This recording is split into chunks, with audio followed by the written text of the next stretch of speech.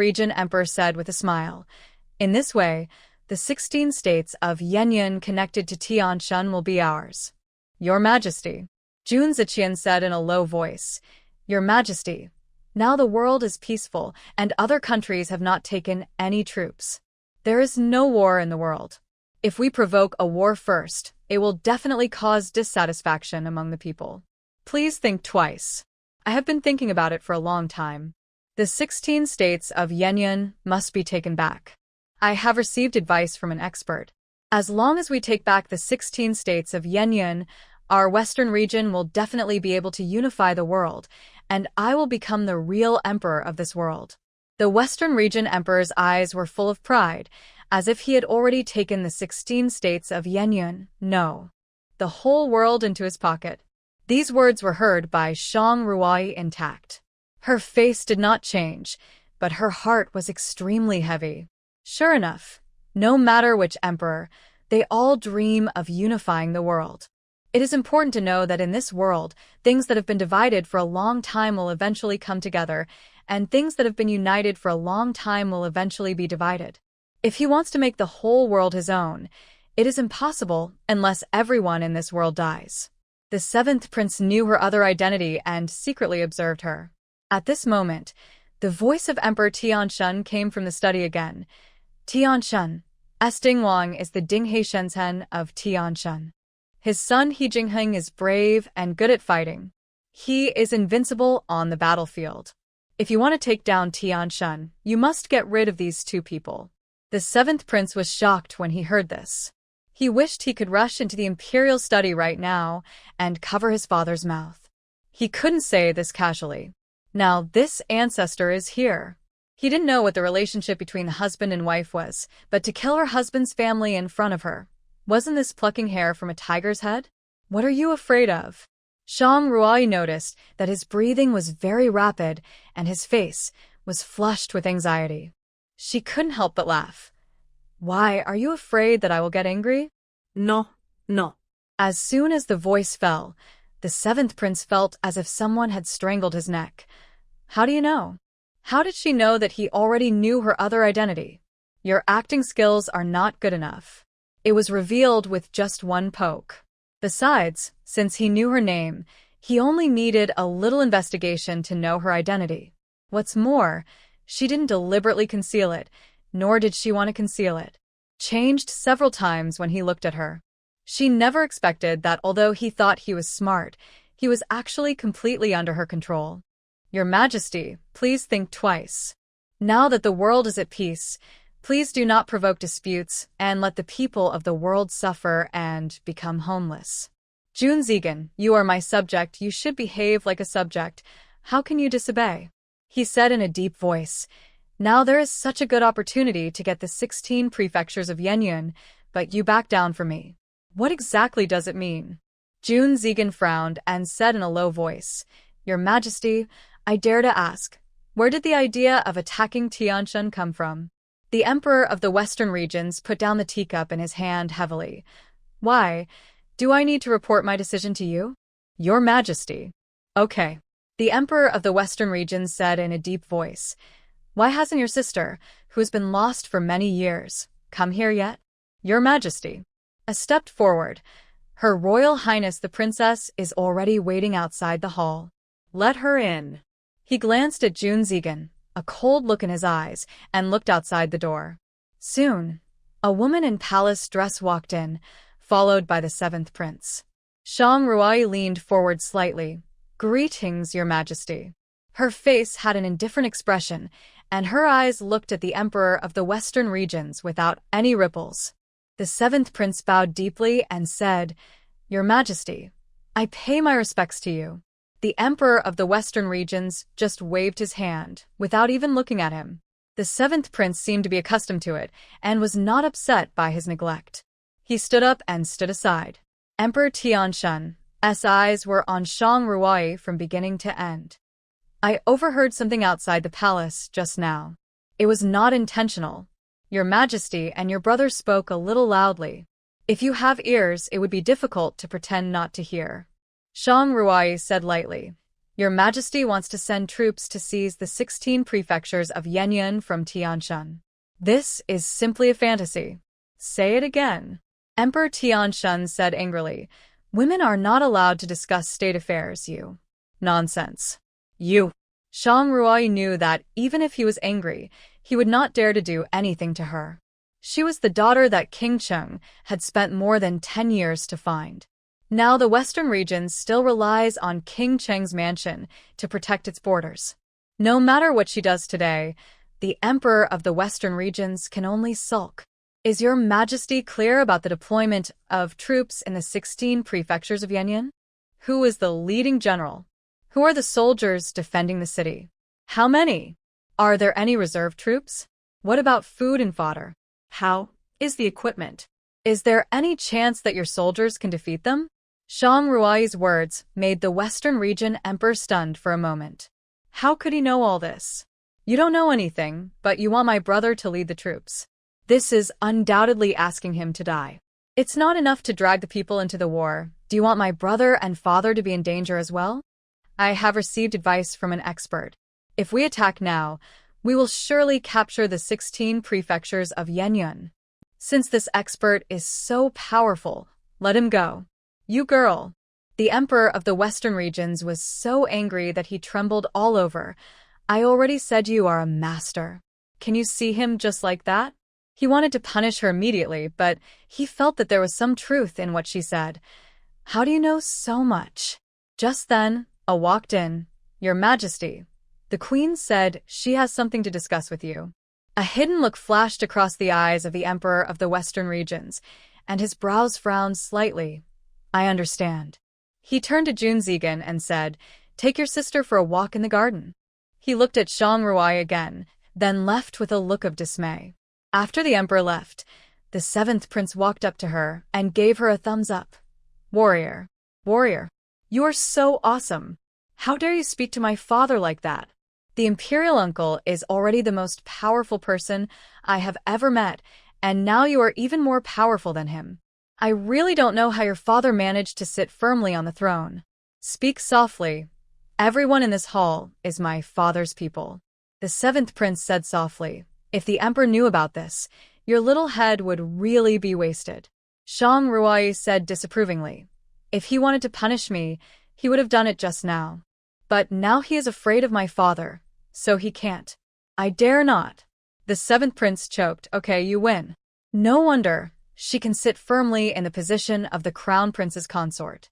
She analyzed the matter so thoroughly in such a short time. I'm afraid there are not many women as brave as her in the entire western regions. Several people came to the garden. This garden is so beautiful. This is all thanks to concubine Xiao. Empress Xiao? The 7th prince nodded. Royal concubine Xiao is the legitimate daughter of the Xiao family in the western regions. She was promoted from a talented person to a royal concubine 1 year after entering the palace. Just because she said she liked it, my father ordered people to rebuild this back garden. Many places in it were designed and built by royal concubine Xiao herself. Shang Ruai smiled and said, I guess that woman must be extremely beautiful? Well, beauty is in the eye of the beholder. Anyway, my father likes her very much. Even if the queen confronts her, she will have to avoid her. That's quite interesting. At this moment, a piece of gray clothes came into view. For some reason, she felt vaguely uneasy in her heart. She took a few quick steps, but she only saw the man's back, and he disappeared in the blink of an eye. She focused her energy on her pupils and looked in the direction where the man left. He clearly disappeared around the corner, but there was no one there at all.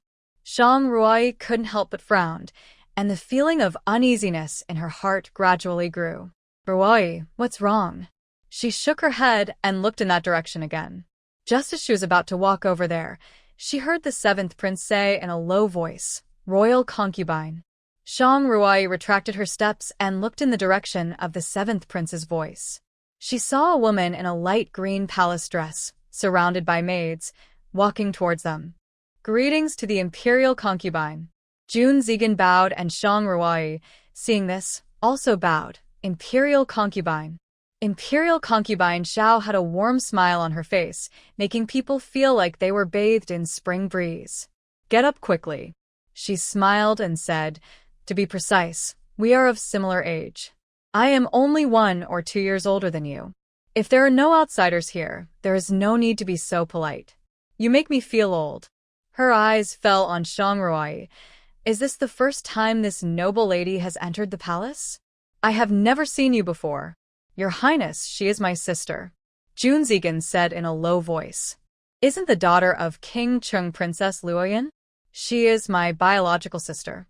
As Jun Zigan finished speaking, Shang Ruai's heart moved, and there was a voice. Her eyes fell again on the corner where the man left. Since the space was upgraded, her hearing has become several times sharper than before, and she can even hear the sound of falling leaves in the yard clearly. She could conclude that the man was still around the corner. But why couldn't her eyes see him through the wall? Sister? Concubine Zhao's eyes fell on Shang Ruai's face. I have heard that Princess Zheng is an extremely beautiful woman, but unfortunately, I have never seen her. Now that I see the princess's appearance, I can guess how beautiful Princess Zheng is. Your Majesty is too kind. Shang Ruai smiled. Your Majesty is truly stunningly beautiful. What do you mean stunningly beautiful? It's just that the Emperor can show you some pity. She sighed, smiled, and said, meeting his fate. Is this the princess' first time entering the palace? That's right. This back garden was designed by me. How about I take you for a good look? Thank you, Your Majesty. Feeling that there was no sound around the corner, she had to nod in response. Concubine Xiao took her to another direction with a smile on her face. When their figures had all disappeared, a gray figure suddenly appeared at the corner, staring at the direction Shang Ruai had left, with her fists clenched tightly. How could it be her? How could Shang Ruai be the biological daughter of the king of the city? After walking around the garden for a while, Concubine Xiao enthusiastically introduced to them the various ingenious designs in the garden, as if she was showing them her most beloved works. She looked at Shang Ruai. In that case, let us talk about it later, when we have the chance. At this time, a maid came forward. Your Majesty, the Empress Dowager asked if you have finished copying the Buddhist scriptures. If you have, she will ask you to deliver them to her in person. Oh, look at my memory. She smiled and said, I still have to go to the Empress Dowager's palace, so I'll go back first. Farewell, Your Majesty. Shang Ruai watched her leave, turned around and walked towards the corner she had just turned. Your Majesty, they went in that direction. Humph, she really knew. Without looking back, Concubine Xiao curled up the corners of her lips into a sneer. After searching high and low for something, I finally found it without any effort. I guess she is the person the sect leader is looking for. Your Majesty, Master Jing is still there. Do you want me to take him away? He is not a fool. He will leave on his own. If he can't even handle such a small matter, what kind of master is he? He'd better go home as soon as possible. Concubine Xiao said coldly. How is the queen? The maid shook her head. What are you doing here? What's in front? She pointed to a row of houses not far away. Who lives here? All the people living here are eunuchs. At this time, a young in gray clothes walked out from here. Your servant pays respects to the 7th prince and the crown prince. He was also wearing gray clothes. Could it be that I was overthinking it? She was about to turn and leave when her eyes fell on the vines and she froze. After pulling aside the vines, I saw a mark on the wall. The mark was very new, as if it had been made with a fist. It seems that I was not overthinking. There was indeed someone standing here just now. Who was that familiar figure? What's the matter? Why do you look so bad? Jun Zigan whispered. But are you feeling uncomfortable somewhere? Shang Ruai shook her head. Nothing. I'm just thinking about something. She looked outside again. When can we go back? I'm a little tired. I'll take you back home when the Emperor comes back. Upon hearing this, the 7th prince stepped forward and said, I wonder if you have time to help my mother with her illness. Okay. Shang Ruai nodded in response. It's still early today. I can go to see your mother in a while.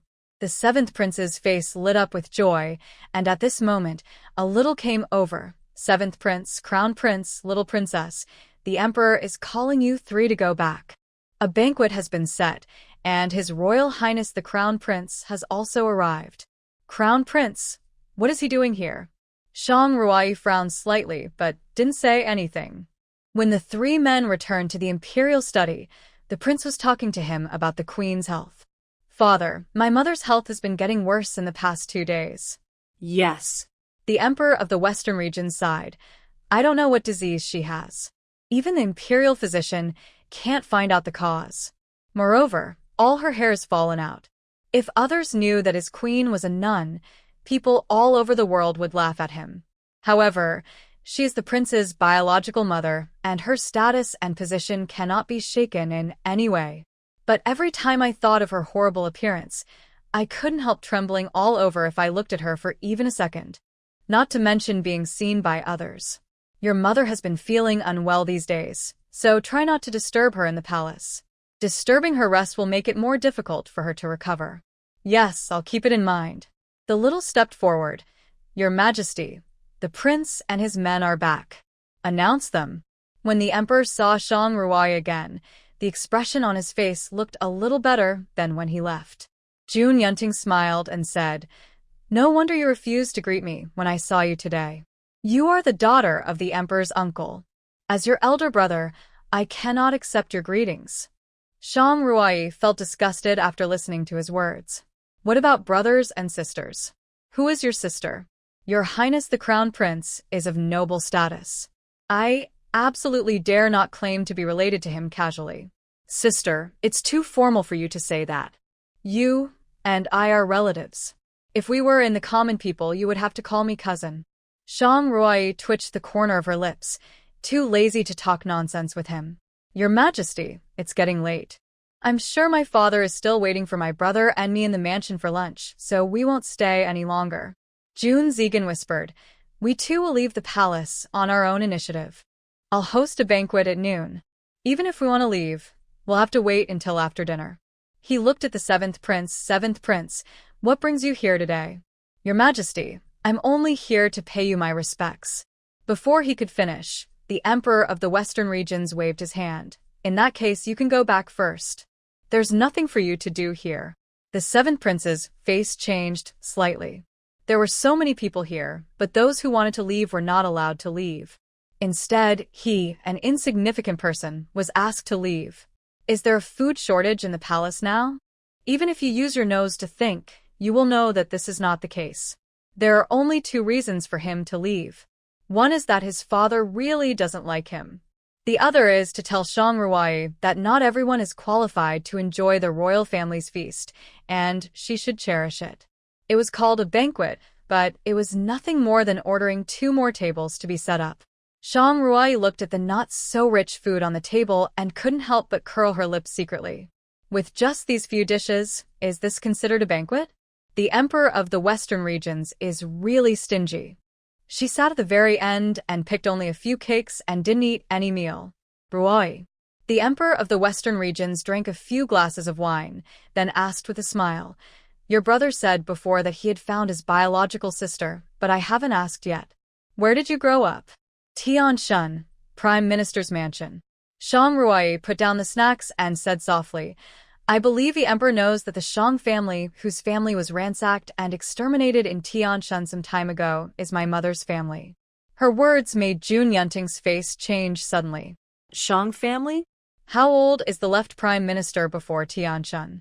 You grew up in Shang Mansion? Why? Your Highness the Crown Prince wants to know where I grew up? The Emperor of the Western regions also looked a little ugly. He put down the wine glass in his hand and looked at Shang Ruai with deep eyes. So, I just said that I want to take over Tianshuan's 16 prefectures of Yenyun, and you strongly opposed it after hearing it outside the door. I listened to your words before, and it seemed to make some sense. Now I think that you are arguing with me here just because you care about Tianshan, and your purpose is not to let me send troops. You have to understand that you are the princess of the royal palace in Shiyu City, not a citizen of Tianshan. He said in a deep voice, I must get the 16 prefectures of Yenyun. Jun Zigan, I order you to select the generals tomorrow and lead 50,000 troops to take back the 16 prefectures of Yenyun. As for the little princess in your mansion, Your father is dead, and the Queen Mother is still in the palace. She is very bored on weekdays. Let her stay in the palace to entertain the Queen Mother. To say it was to entertain her actually meant to put her under house arrest in the palace. June Zegan frowned and said in a deep voice, Your Majesty, my sister has just been found. Father must see her every day to feel at ease. Please allow me to bring her back to the palace. Why, do you think my palace is not good, so you don't want to live here? The Emperor of the Western region said coldly, Or you don't want her to accompany the Queen Mother. Xiang Ruai smiled.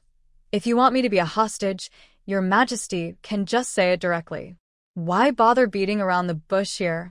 She didn't expect her to be so direct. Even Jun Yunting and Jun Zegan were stunned. Jun Zegan's face darkened when he heard this. When this look fell into the eyes of the Emperor of the Western regions, he felt very comfortable.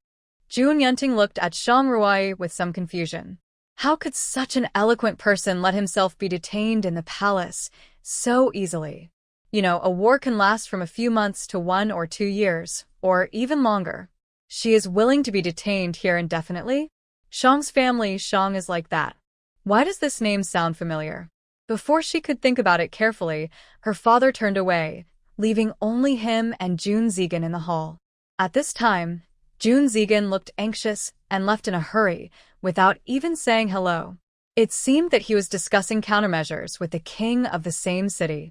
He looked in the direction Xiang Ruai left. At this moment, Zhao came up and said, Your Highness, there is news from the palace that the concubine fell into the water.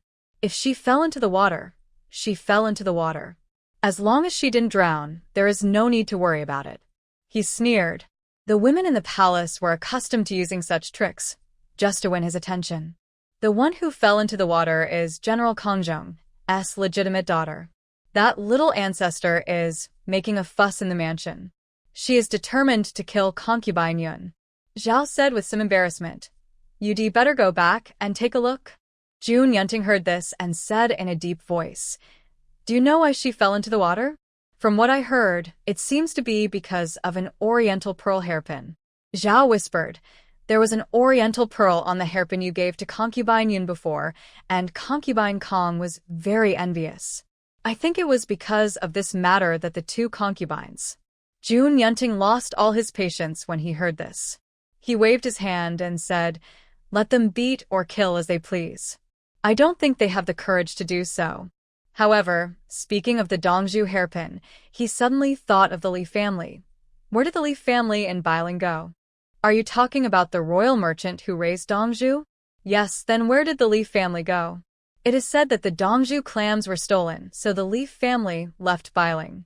I will send someone to find out where they went. He originally wanted to speak up to stop them, but when he thought about such a wealthy family falling apart and leaving the place where he had lived for many years, he knew that they either wanted to make a comeback or wanted to hide their identities. If he kept his real name, he always felt something was wrong. Who knows, maybe someone had used some method to make a comeback. Right now, money was not easy to make, so maybe he could get some money. Xiang Ruai followed the guards to the Empress Dowager's Ningxiu Palace. As soon as she arrived at the palace gate, she was stopped by the, Stop, this is Ningxiu Palace, the residence of the Empress Dowager. You fools actually walked in with knives on your waists. Do you want to live? Lu, I'm ordered by the Emperor to send the daughter of Prince Cheng to the Empress Dowager's palace to learn the rules. Prince Cheng's daughter? Could it be that she is the city king's biological daughter? Now the person has been arrived. Please inform the Empress Dowager that the Emperor has ordered that the daughter of Prince Cheng has failed in moral conduct, so she is sent to Ningxiu Palace for the Empress Dowager to teach her personally. Upon hearing this, Lu knew that since it was the Emperor's order, they, as servants, had to obey. In that case, Princess, please sit in the side hall for a while. I will go and invite the Queen Mother. Xiang Ruai sat on the chair, looking at the simple and elegant decoration in the side hall, and nodded secretly. Although she didn't see anyone, she passed so many palaces along the way, but only this one touched her heart. Today, she deliberately angered him and let the Emperor detain her in the palace. She wanted to know who the so-called master was. If she was outside the palace, It was not impossible for her to enter the palace, but it would take some trouble. Instead of that, it would be more convenient to be detained here from the beginning.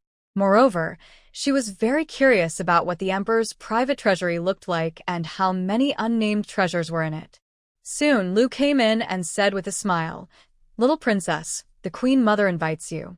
Shang Rui followed him to the main hall, where she saw a graceful old lady sitting on the main seat, holding a string of Buddhist beads in her hand and closing her eyes to rest. I thought she would be angry with me, but I didn't expect her to laugh out loud. However, you are not wrong to come here. Women are not allowed to discuss state affairs without authorization. This is something that neither you nor I can say. Previously, you were not guilty of ignorance, but if you do not change in the future, you will suffer sooner or later. Do you remember this? I understand. She smiled. I will keep in mind the teachings of the Empress Dowager. Well, you can go down and settle down first. The Empress Dowager said a little sleepily, I am tired. If there is nothing else, please don't disturb me. Yes, I'll take my leave. After she finished speaking, she followed Lu away. Seeing him walk away, Nanny Wang whispered, Empress Dowager, I think the daughter of Prince Chung is a very well-behaved person. Why did our emperor punish her? The Empress Dowager said slowly. What else could it be? She must have been instigated by someone. Didn't you hear what she just said? The emperor ordered Jun Zigan to attack Tianshan and seize the 16 prefectures of Yenyun. Why did he start a war for no reason? She sighed. Our emperor is good in every way except that he is easily influenced by others. The Empress Dowager was a little agitated and couldn't help coughing again. Your Majesty, please don't be angry. The imperial physician said that your illness is most afraid of getting angry. Nanny Wang hurriedly calmed her down. I think the emperor also has a plan. What plan? If he really has a plan, I can close my eyes even if I die. The Empress Dowager said in a cold voice, Have the Buddhist scriptures of concubine Xiao been delivered? Concubine Xiao sent someone to deliver it a long time ago. Humph. I don't know what the emperor sees in her, the things of a foxy owner. After saying that, she began to cough again. She rolled her eyes. I guess the expert the emperor told me about is concubine Xiao. Upon hearing this, Lu looked around and said softly, This old servant really knows some hidden secrets. Tell me about it. She hurriedly took out a few more gold leaves and stuffed them into Lu's arms. Anyone with a discerning eye would think that she was a simple-minded girl who just wanted to listen to the fun. Naturally, Lu was not at all wary and said with a smile, I also heard it by accident. Concubine Xiao has indeed found an expert for the emperor. She knows everything about astronomy and geography and can call the wind and rain. That is why the emperor likes her so much. I am a little skeptical since you say she is so amazing. I have only heard about it and I think it is a bit exaggerated. Then where did this expert come from? Where does he live now? That I don't know. Just then, a young came over. The Empress Dowager is looking for you. Upon hearing this, Lu hurriedly left with the young. When she was the only one left in the room, the smile on Shang Rui's face suddenly disappeared. This expert was introduced to the emperor by concubine Xiao. How could she, an unmarried girl, meet such a great man? What is the secret behind this? At this time, in Chengqian Palace, concubine Xiao was lying on her side on the concubine couch, and a gray figure was sitting next to her. She is He Jinghing's princess? Yes. He Jinghe whispered. She is a very smart person. If we were not alert today, she might have discovered what happened between you and me. The most important thing is, if she knew that he is now a Taoist priest in the western regions, bad things would happen. I will go back to the sect these few days, and come back after she leaves. When He Jinghe thought of Shang Ruai, he was frightened from the bottom of his heart, as if the needles that pierced him were still in his body, and those wounds began to ache again. Seeing his timidity, concubine Zhao's eyes flashed with sarcasm. He was indeed a person who was not worthy of being shown in public. The emperor said that he would let her leave only when we win the war. If the war lasts for a year or so, are you unlikely to come back? Her eyes were slightly red. Then what should I do? Am I going to stay in this den of tigers and wolves? He Jinghe sighed, held her in his arms, and comforted her. How can I bear to leave? But you don't understand Shang Ruai. She is exactly the same as He Jingheng. She is very thoughtful. If you are not careful, all the plans of so many years will be ruined. You said that. If you don't know, you would think she is some kind of amazing god. The sect master has been planning for so many years. How can she stop it? It's better to be cautious. He whispered. Now the people from the city prince's mansion have been sent away by us. As long as we fight with Tianshan, there will be chaos. Seeing how cowardly he was, concubine Xiao couldn't help but roll her eyes secretly. If it weren't for his identity, how could she have given herself to him? It is really hard to understand how the descendant of the sect master could be such a useless person like him. Just then, a maidservant walked in. Your Majesty, the Emperor's sedan chair is about to arrive. A trace of disgust flashed in concubine Zhao's eyes. Didn't he go to the new concubine today? Why is he here again? She sat up and put her arms around He Jinghe's neck. You must remember how much I have paid for you. Don't worry, Jinjin. When the plan succeeds, I will share this world with you. When the Emperor of the Western regions walked in, He Jinghe was standing not far from the door. Your Majesty, He Jinghe said in a low voice, I have told you about your fortune. You have been plagued by bad luck recently, so you have constant headaches. The direction of this bad luck is the east. Upon hearing this, the Western region emperor stepped forward quickly. What's wrong with my beloved concubine? Concubine Xiao was pale, and her brows were furrowed. Your Majesty, why are you here? I wanted to come and see you. I can't accompany you tonight, and I don't want you to be jealous, so I came here now. He said with concern, I just heard from the Taoist priest that you are plagued by bad luck. What's going on? Nothing. She hurriedly said, Your Majesty, don't listen to him. I just feel a little uncomfortable and will be fine after a rest. Upon hearing this, the Western region emperor turned to look at He Jinghe. Taoist priest, what is going on? Your Majesty has been plagued by bad luck for some time.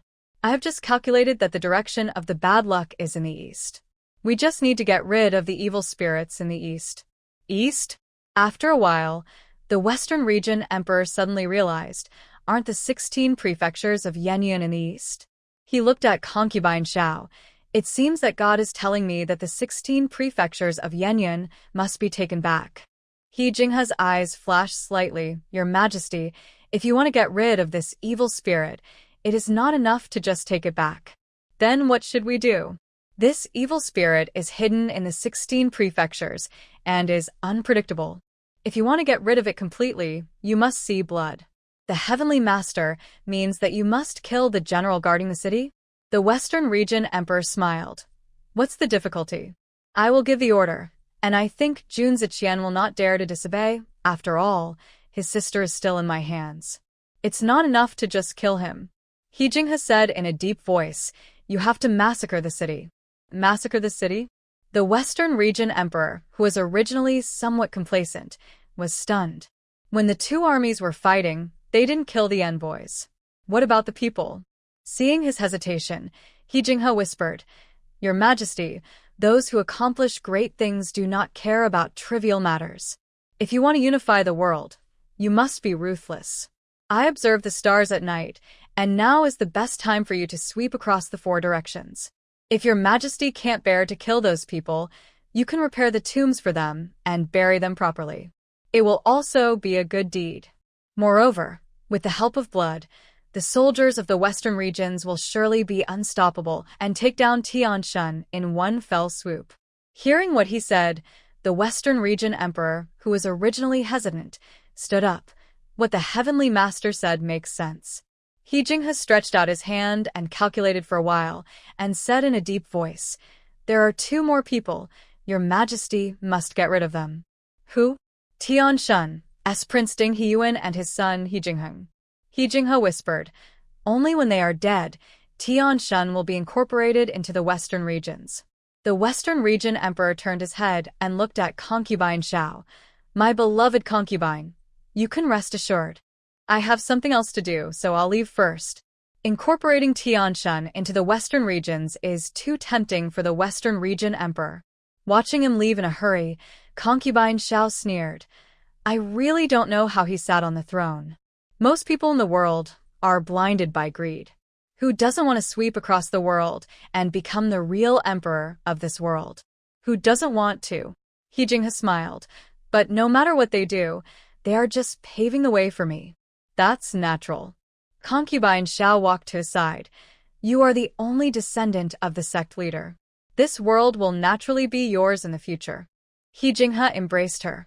What's mine is yours, and I will share it with you. A secret color flashed across concubine Zhao's eyes. You don't have to worry about Shangruoi. She's just a woman. With me here, no woman can be my opponent. Speaking of Shangruoi, the smile on He Jinghe's face froze slightly, and the hand holding her body paused. This person should not be underestimated. If you really face her, you must be extremely careful. Got it. Concubine Xiao took his hand. I'm a little tired and want to rest. How about you accompany me?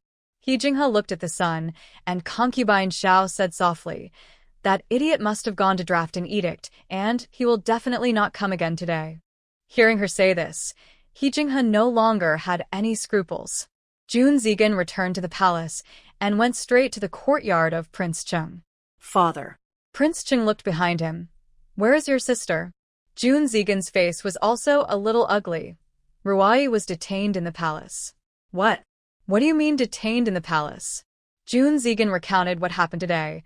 Ruai wanted to stay in the palace herself.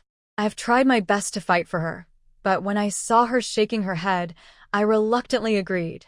Prince Cheng stood up and walked straight outside. Are you crazy? She was left alone in the palace. How scared must she be? Scared? It should be others who should be scared. Yi Lao, who was standing at the door, wanted to change the medicine for him. He heard these words before entering the door and almost laughed out loud. She is not an ordinary person. Even if she faces a scourge, she would not even frown. No, I must take her back. She just returned home, and the emperor has detained her in the palace. What is he thinking? Jun Zigan knew that this would be the result. How could his father allow Ruai to be detained in the palace? Now, let alone sitting down to listen to the imperial edict, he could even lie down or stand upside down to listen. What's wrong with that? Besides, who doesn't know that the emperor has detained the little princess in the palace? The whole western regions knew about the city king's precious daughter. He treated his adopted daughter like this, let alone his own biological daughter. The emperor, in compliance with the will of heaven, orders the Prince of Chengwang, Jun Zigan, to be the general and lead 100,000 soldiers to expand the territory and seize the 16 prefectures of Yenyun. This is my decree. He handed over the imperial edict. Prince, accept it. Jun Zigan frowned slightly. If he accepted the imperial edict at this time, it would mean that the western regions declared war on Tianshan, but if he refused, it would be like disobeying the emperor's order. Whether he advanced or retreated, it would be extremely difficult. Give me the imperial edict. The king of city whispered, Thank you. Your highness is too polite. The smiled and said, Now that I have read the imperial edict, I will return. After the left, Jun Zigan stood up from the ground. Father, what should we do now? The king of city sneered, Wait. Wait? That's right. Although we received the imperial edict, the emperor did not let you set off immediately. He detained your sister in the palace to coerce her. He doesn't care about the relationship between brothers. Then there is no need for me to guard the territory for him. When he figures it out and returns your sister, I will consider whether to send troops. Jun Zigan raised his eyebrows slightly. With a slight smile on his face, in his impression, his father had always taken it as his responsibility to guard the territory of the western region. Not only that, his father also asked him to be like him.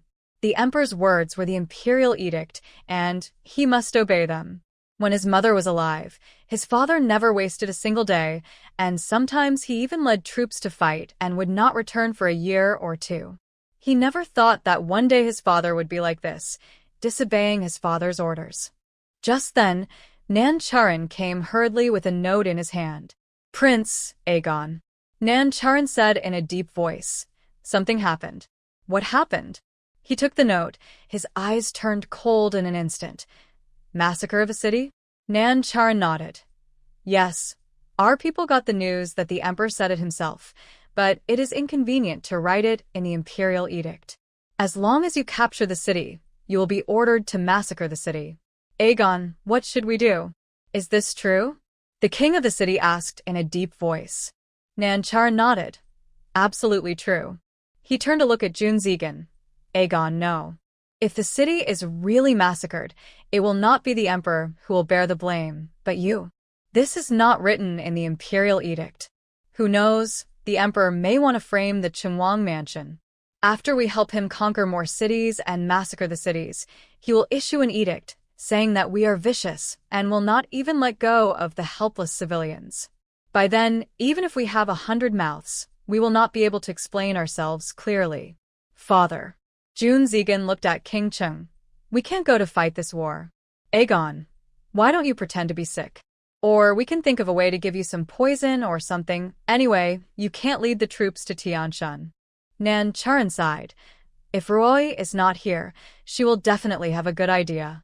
King Chung whispered, You must go to this battle in person. Your Highness. Nan Charon said anxiously, No. June Zegan looked at his father, pondered for a while, and suddenly realized, I understand. After he finished speaking, he walked outside. Prince. Nan Charon hurriedly chased after him. Aegon, why are you doing this? Do you know what it means that a general is not subject to military orders when he is away from the battlefield? This. The reason why my father asked me to go is because in the western regions, the only people who dare to disobey military orders are my father and me. If it were other generals, if the emperor ordered a massacre in the city, how many of them would dare to disobey orders? So that's it. But if we really meet Tianshan's elite division, our 100,000 troops in the western regions will not be enough to defeat them. He Jingheng once used 10,000 people to fight against our 40,000 people. Although it ended in a draw, strictly speaking, if they also had 40,000 people, or we had 10,000 people, how could we be enough to defeat them? Who said we are really going to fight? Junze laughed dryly. Don't worry about it for now. It's not time to send troops to fight yet. After he finished speaking, he jumped over him, mounted his horse, and headed towards the military camp. Shang Ruai had a good sleep in the palace. When she opened her eyes, it was already dark. She sat up and stretched a few times. It's late. Time to get to work. She curled the corners of her lips slightly, put on her nightgown neatly, and felt abundant energy in her body, which made her feel in a good mood. She left Ningxiu Palace quietly and moved around the palace. There were not so many guards in the harem, and she quickly arrived at Chengqian Palace. Today, Lu said that Chengqian Palace was the most luxurious palace in the harem, and she wanted to take a good look today to see how luxurious it was. Shang Ruai saw the guard clearly through the wall and flew up. The Chengqian Palace is indeed larger than the other palaces, and seems to be comparable to the Queen's bedroom. However, the Queen's bedroom is not as luxurious as the Chengqian Palace. Her eyes fell on the bronze lion at the door. Under the moonlight, it emitted bursts of light. Is it painted with a layer of gold powder? She looked carefully and saw that it was just gold powder. The hydrangea under the prince's feet is made of real gold. TSK, TSK, TSK. It's not unfair to call her a luxury. Shang Ruai thought about it and curled the corners of her lips slightly. She used her hands to pry open the bronze lion's legs and put the pure gold hydrangea into the space. She looked around again. The queen had built a secret room in the palace. Concubine Xiao, the favorite concubine, must have a lot of personal belongings. Concubine Xiao today did not look like a good person, so she might as well take all of them. Her eyes fell on the room, and she saw two figures lying on the bed. I think the emperor is here tonight. There was nothing inside the bedroom, so she looked towards the side hall and indeed found a secret room. There were many boxes in the secret room, containing countless gold, silver, and jewels. She originally wanted to put them all into the space, But then she changed her mind and realized that concubine Xiao had not offended her, so it was fine for her to take one of her golden hydrangeas, so she should keep the rest for her. Just as she was about to turn around and leave, she heard concubine Zhao's whisper in her ear. What do you think? If the Prince City's mansion is seriously damaged this time, does this count as a great opportunity? What opportunity? A slightly hoarse voice came into her ears, and Shang Ruo's steps that were about to leave suddenly stopped. A chance of destruction. Haha. He Jinghe smiled. Nothing can escape you. I recommended to the Emperor to let the city prince's mansion attack Tianshan in order to weaken the power of the city prince's mansion. As long as the city prince's mansion is still there, the western region will still have a glimmer of hope. But if it is gone, the western region will be within our reach. What's more, even if the western region wins and really seizes the 16 prefectures of Yenyun and the emperor orders a massacre, if they obey, they will become sinners of the world. If they don't, they will be arrogant and disobey the emperor's order. By then, they will be in a dilemma, and the city prince's mansion will quickly decline. Listening to the conversation in the room, Shang Ruo's heart was churning. This voice was so familiar. When the time comes, as long as this stupid emperor dies, the western regions will be ours. He Jinghe. This voice is He Jinghe. How did he get here? Shang Ruo gathered her energy in her eyes and looked into the room. When her gaze fell on the man's face, she couldn't help but frown. This face was not He Jinghe, but the voice was definitely his. Could it be that he was wearing a human skin mask? She looked at his face for a long time, but found no trace of the human skin mask. Who is this person? She narrowed her eyes slightly. No matter what, this person could not be kept. A silver light flashed in her hand, and several silver needles appeared between her fingertips. She took out a bag of medicine powder and was about to sprinkle it out when she heard concubine Xiao say softly, "If this day really comes, will you tell the sect leader about what happened between us? Will she agree?" "Don't worry," He Jinghe said with a smile. "She loves me the most. She will definitely agree." The medicine powder and silver needles that were about to be thrown away suddenly stopped. "Sect leader? It seems that this person cannot be killed at the moment. Don't worry, I will mention it to her when I go back and see what she has to say." Shang Ruo put away the things in her hand and disappeared into the darkness. "Since I can't kill you, I'll just collect some interest first." She came to the side hall. Unlike the secret room in the Queen's palace, this side hall did not have a secret room. The boxes were placed directly on the ground, and all the gold, silver, and jewelry were exposed to the air. Shang Ruo raised her eyebrows slightly. Is he waiting for someone to steal? Just then, two figures appeared not far away. Hurry up, hurry up. If the Queen finds out that we are not guarding the door, we will be in big trouble. What are you afraid of? Have you forgotten that a thief ran in and was shot into a hedgehog by an arrow? There are traps everywhere in there. Only a crazy person would break in. So that's it. Shang Ruo curled the corners of her lips slightly. Since there was a trap, she would just not go in. She just waved her jade hand, and the boxes in the room disappeared instantly. The two maids came to the side hall. They saw that there was nothing wrong with the door, so they did not investigate, fearing that if something was not done properly, they would be shot to pieces like the previous person. "What did I say? What's the hurry?"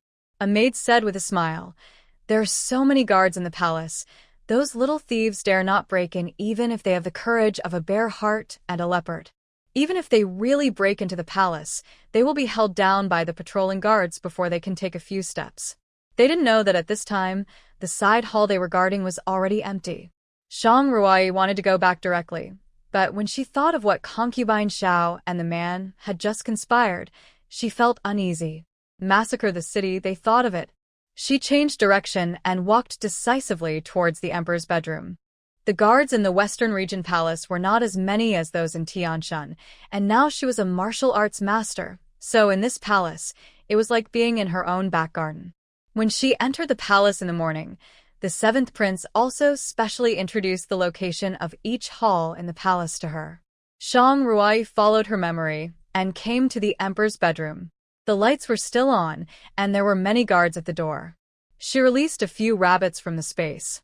The guards heard a strange sound in the bushes and quickly sent a few people to investigate.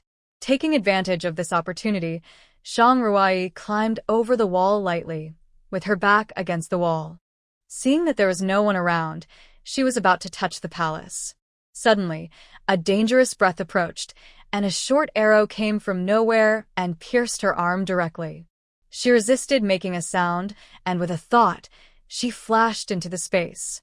As soon as her figure disappeared, a figure appeared where she had just stood. He was covered with black cloth, revealing only a pair of eyes. His breath was very shallow. If someone stood opposite him, if he had not seen his figure with his own eyes, he would never believe that there was someone in front of him. He could not hear any sound, as if he had merged with the night. He looked around and did not find the short arrow that fell on the ground. The man narrowed his eyes slightly. He could conclude that he had indeed shot the person, but where did that person go? At this time, in the space, Shang Ruai frowned, held a short arrow with her right hand, and exerted force on her wrist. She heard a muffled groan from her throat, blood spurted out, and the short arrow was pulled out. She originally wanted to give herself an anesthetic injection so that there would be no pain when pulling out the arrow, but the use of anesthetics would more or less affect the movements of her hands. In her previous life, when she was on a mission, she was shot in the arm, and it was dug out alive. She quickly disinfected herself, applied spiritual spring water, and took pills. Although the wound on her arm was not light, fortunately, there was space in her body now, and the wound healed very quickly. Shang Ruai's eyes fell on the wound on her left arm. The energy in my body can heal people. What if I use it on myself? Thinking of this, she put her hand on the wound and mobilized the energy in her body. A ray of light flashed, and the energy in her palm flickered and slowly injected into the wound. The blood that had been flowing from the wound slowly stopped. Although it had not completely healed, it was much better than before, and the originally pale face gradually recovered. At this moment, a chaotic sound came from outside the space. Shang Ruai thought to herself that it was not good. She thought that they must be catching assassins in the palace. If they searched the Queen Mother's palace and found that she was not there, wouldn't it be bad? She looked outside the space and happened to see the figure of the man in black. She narrowed her eyes slightly and took out a porcelain bottle. A colorless and odorless gas floated towards him. Not long after, the figure was swaying and somewhat unstable. This person must have extremely deep internal strength. This medicine of hers could knock down several cows. Now, he just shook a few times. However, since he could shake, it meant that his consciousness was a little blurred. Although it was only a blink of an eye, it was enough for her. She flashed out of the space, and after a few jumps, her figure disappeared in the vast moonlight. The man in black frowned, turned around and looked at the place where Shang Ruai had just disappeared and said in a deep voice, "She ran away." At this time, she hadn't found Ningxiu Palace yet, so Shang Ruai quickly changed her nightgown and lay on the bed pretending to sleep. Just as she finished doing these things, the voice of the guards came from outside Ningxiu Palace. Lu stood outside the palace and said angrily, "How dare you? Go and catch the assassin, but you have disturbed the Empress Dowager's rest. How many heads do you have to pay for it?" "Lu, I am not the one who is searching the Ningxiu Palace, but the Emperor has issued an imperial decree to bring the assassin to justice. If I fail to do my job well and the Emperor punishes me, how will I explain? The Emperor will have my head." Lu wanted to say something else, but at this moment, Nanny Wang came over. The Empress Dowager said that if you want to search, go ahead. There is only one thing. There is a princess living in the East Wing Hall. She is not yet married. When you search, remember not to spare the princess.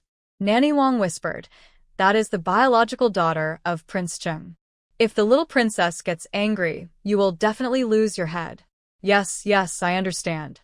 His eyes fell on the East Wing Hall, and he said to the guards behind him, "Remember, don't disturb the little princess's rest." "Yes." As soon as he finished speaking, he walked to the side hall first. The Emperor had specifically instructed that the little princess must be searched thoroughly. How come there was no problem on weekdays, but when she stayed here, there was an assassin. Shang Ruai was lying on the bed, and the nanny, who was in charge of serving her, came in.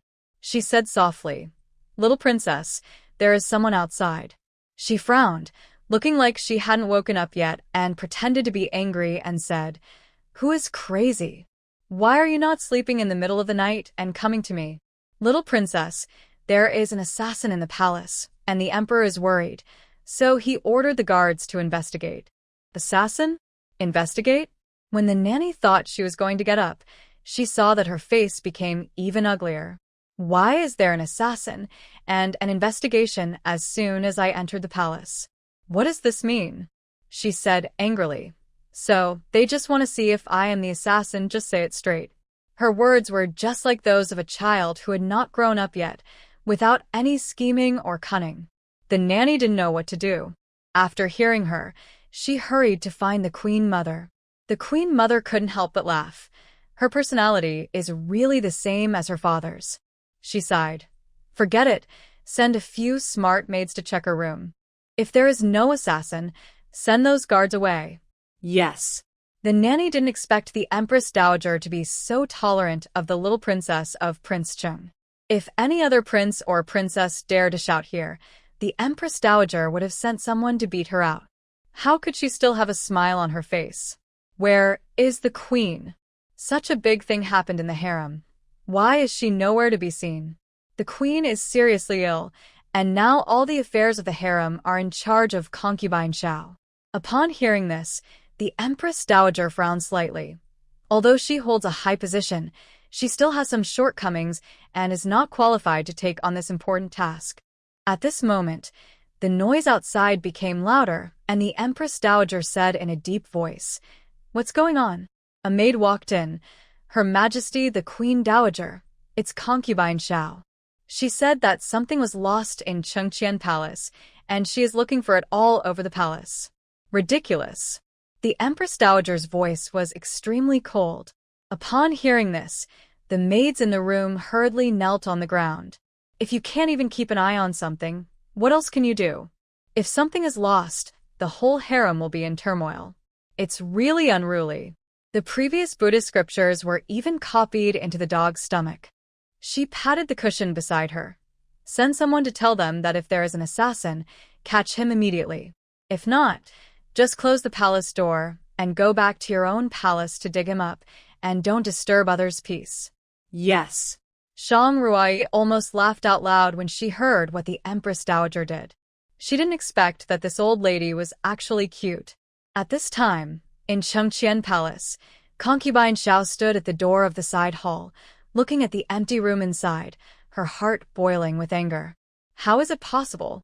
How could so many boxes of things just disappear like that? There was no sound. Those mechanisms didn't start.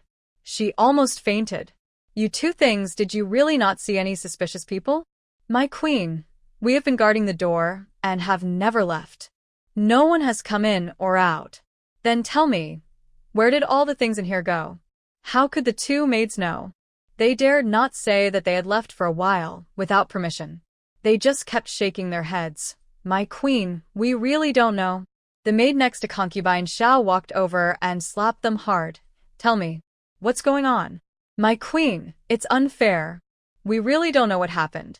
If someone really stole something, there might not be any sound at all." Concubine Xiao suddenly remembered the things that disappeared from the queen's secret room overnight. The methods used in these two places are exactly the same, and they must have been done by the same person. At this time, Nanny Wang came in. When concubine Xiao saw the people around the Queen Mother coming, she suppressed her anger. "Nanny Wang, what's the matter with you?" Nanny Wang smiled and said, "I pay my respects to the concubine. The Queen Mother asked me to bring a message to you." "What message?" Concubine Xiao had a bad feeling. The Queen Mother never liked her. She must have asked her servants to add insult to injury. The Queen Mother said that if you just lost something, you should close the door and go to the concubine. You just need to look for it carefully and don't cause unrest in the whole palace. Since you are in high position, you should not act arbitrarily. Yes. Concubine Xiao gritted her teeth. She was very angry in her heart, but she had to pretend to be well-behaved and sensible on the surface. Now is not the time to turn against the old thing, the Queen Mother. When she really holds the power, it will be easy to deal with the Queen Mother, right? As soon as Nanny Wang left, concubine Xiao directly sent the two maids to prison.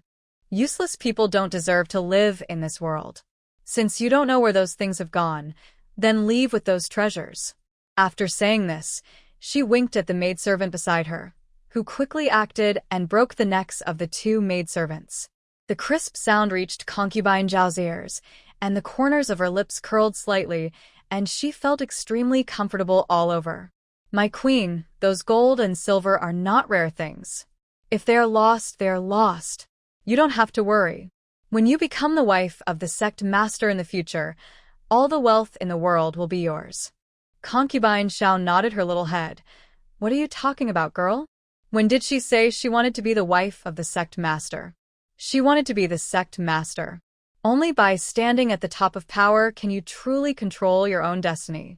She touched her belly with a complicated look in her eyes. Did the guards who searched in Ningxiu Palace say anything? I have asked carefully. According to the servants, the little princess of the city prince's mansion was very impatient when she was woken up. She could not wake up at a glance, and her eyes were still red. I guess these things were not done by her. How could she move so many boxes by herself? Besides, there are so many guards in the palace. Carrying such a big box would have been discovered long ago. Many mysteries troubled them, and concubine Xiao felt more and more upset. Shang Ruai returned to the space. Looking at the mountains of gold, silver, and jewelry in front of her, she couldn't help but feel in a good mood, and even the wound on her arm didn't hurt much. She took the short arrow and looked at it carefully. Where did that person come from? The speed of the short arrow was so fast that even she couldn't react. If it weren't for the space to protect her body, I don't know what I would look like today. It's not that I can't beat him, but my identity has been exposed. The Western Region Emperor detained me in the palace, just to hold the Emperor hostage to command the princes, and wanted me to be a bait to force my father and brother to attack Tianshan according to his wishes. If the city was really massacred, the city prince's mansion would owe too many lives. I'm afraid that by then, only death can thank the world. Right now, looking at the situation in the palace, the Queen Mother seems to be on her side, or the Queen Mother hates concubine Xiao as much as she does. As the saying goes, the enemy of my enemy is my friend. The Queen Mother has a high status in the harem, so she can be counted on for a while. The most important thing these days is to let the Western Region Emperor withdraw his order. Otherwise, I don't know how many innocent people in the 16 states of Yenyun will die. A general success is the result of the sacrifice of thousands of people, and most of the deaths are ordinary people. How innocent are they? Shang Ruai didn't notice that when she was thinking about these things, the places in the space that could not be opened and the spaces that had not been opened were trembling slightly. The Western Region Emperor sat in the study, frowning. He looked at the man in front of him and whispered, "Hasn't he been found yet? Your Majesty." He clasped one hand on his chest and saluted slightly. He hasn't been caught yet, but he has injuries on his body. This is absolutely true because I smelled a trace of blood in that place, which must have been left by that person. As long as we look for it again, we will definitely find him. Humph. The Western Region Emperor snorted coldly. Useless. A bunch of useless people. You can't even catch a wounded person. Why do I keep you? A hint of sarcasm flashed in the eyes of the man in black, but he concealed it so well that the Emperor of the Western Regions did not notice it at all. I am a poor performer. Please punish me, my lord. What's the point of saying these empty words? The most important thing right now is to find the person. He dared to act so recklessly in his palace, showing that he did not take him seriously. The most important thing was that they had sent out so many people, but could not even catch the shadow of the thief. If this matter spread out, they would become the laughingstock of the entire Western regions, and people from other countries would also laugh at them when they knew about it. If you can't find him, bring your head to me. Yes, I obey your command.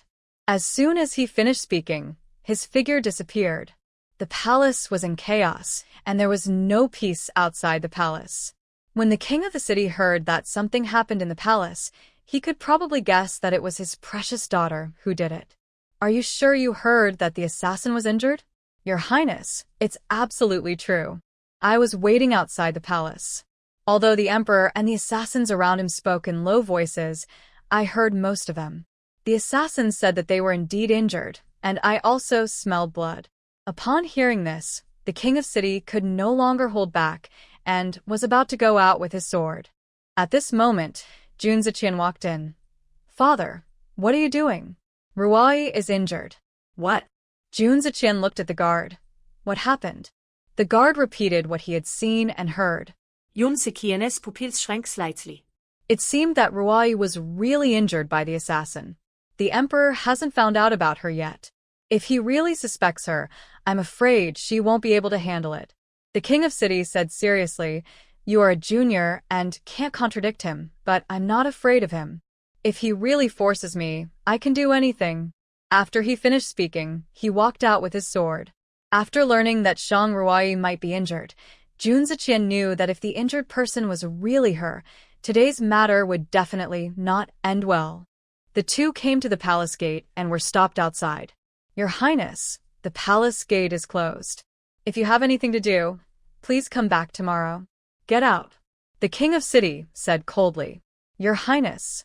Before he could finish, the king of city kicked him up.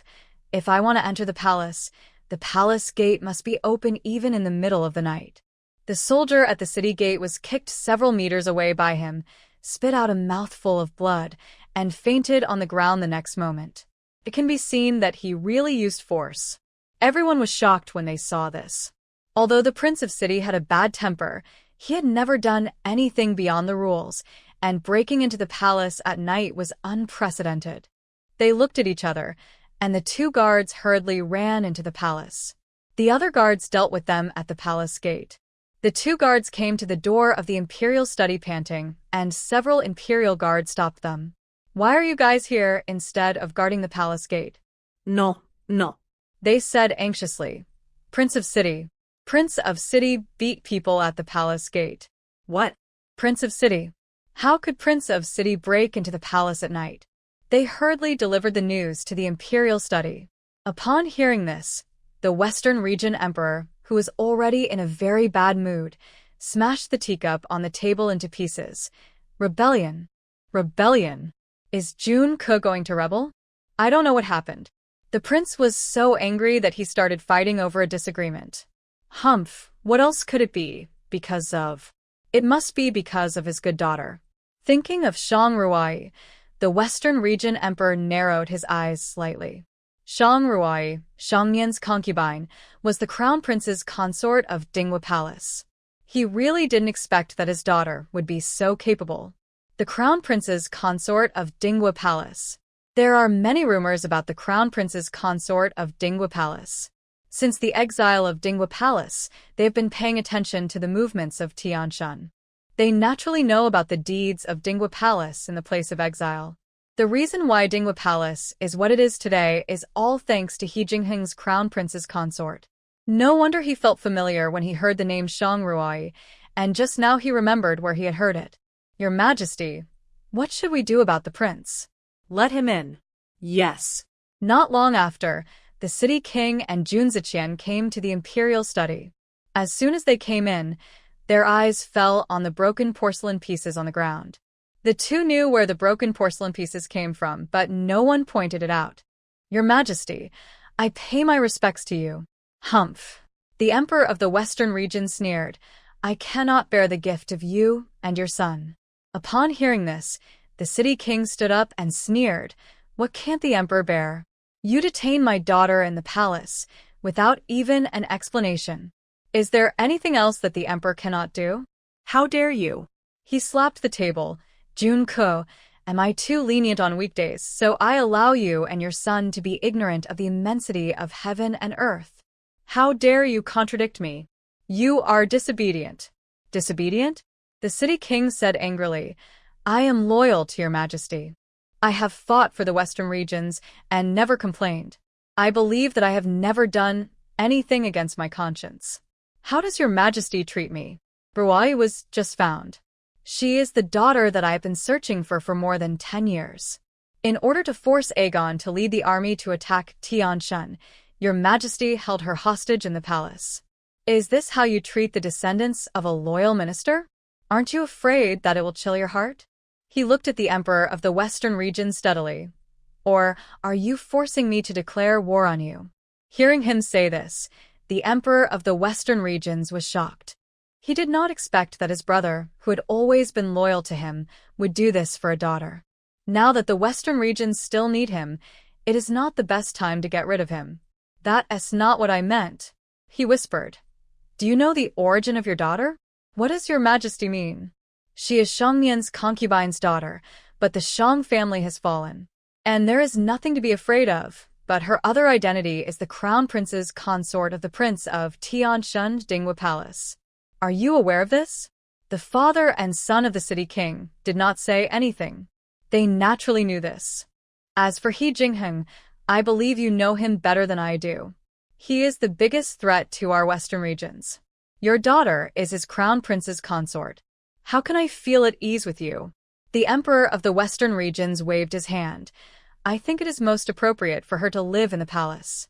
I heard that He Jingheng cares a lot about his crown prince's consort. Maybe he will give up the 16 states of Yenyun for the sake of your daughter. We can get the fortress of Tianshan without wasting a single soldier. Is their Majesty dreaming? Will He Jingheng exchange the 16 states of Yenyun with it? If Yunqi Yuntian and others heard this, they would probably laugh out loud. If their crown prince's wife made any mistake in the western regions, their crown prince would personally lead the army and flatten the western regions. No. Jun Zigan whispered, Your Majesty, if it were still the same as before in the Shang family, she would not have had the final say in matters of marriage.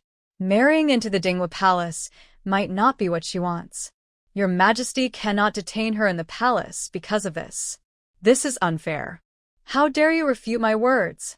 The Western Region Emperor looked at the table, grabbed the inkstone and threw it at him. His movements were not fast, but with Jun Zigan's skills he would be able to dodge it. Just as he was about to move his feet, he saw the look his father was giving him. He withdrew his foot, and with a loud, the inkstone hit him directly on the forehead. In an instant, blood gushed out. The Emperor of the Western regions didn't expect that he didn't hide, and he was shocked. Your Majesty, please release Ruai.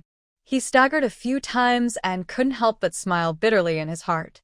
Ruai was her biological child, and he must have been an adopted son. In order to let Ruai return to the palace, he gave his son away. He tilted his head slightly. Otherwise, the inkstone would have hit his vital point, and it would not be as simple as a bloody head. It was unknown whether he could still survive. You, the Emperor of the Western regions said angrily, you don't want to live anymore. Jun Zigan was speechless. He really didn't want to live anymore. His father wanted to exchange his life for his daughter. What could he do? Call the imperial physician. Soon, the imperial physician bandaged his head and instructed, please rest for more than a month, change the medicine every day, and take the boiled medicine twice a day. There must be no mistakes. The wound on your head is very serious. If you are not careful, your life will be in danger. Thank you, Imperial Physician Chen. Rest for more than a month? How can we send troops then? The Emperor of the Western regions frowned. His eyes fell on the faces of Jun Zigan and the king of the city, trying to guess something from their expressions, but to no avail. You idiot! You can't hide when the inkstone flies towards you? The king of cities scolded. Is this what I teach you every day? Thunder and rain are all grace from heaven. I remember your father's words. I have made the emperor angry, so I must pay a price. Jun Zigan said in a flat tone. He looked at his father, who was always in a high position. He didn't know who had told him not to hide just now. When the Western Region Emperor heard this, his cold heart was slightly touched. But when he thought of Shang Ruai's identity, his feeling of being touched instantly disappeared. No matter what, that woman cannot be let go. Since you are injured, you should go back and have a good rest. I will arrange other people for the attack on the 16 prefectures of Yenyun. He sat on the dragon throne and said lightly, but Shang Ruai still needs to be kept in the Queen Mother's palace. This matter is not negotiable.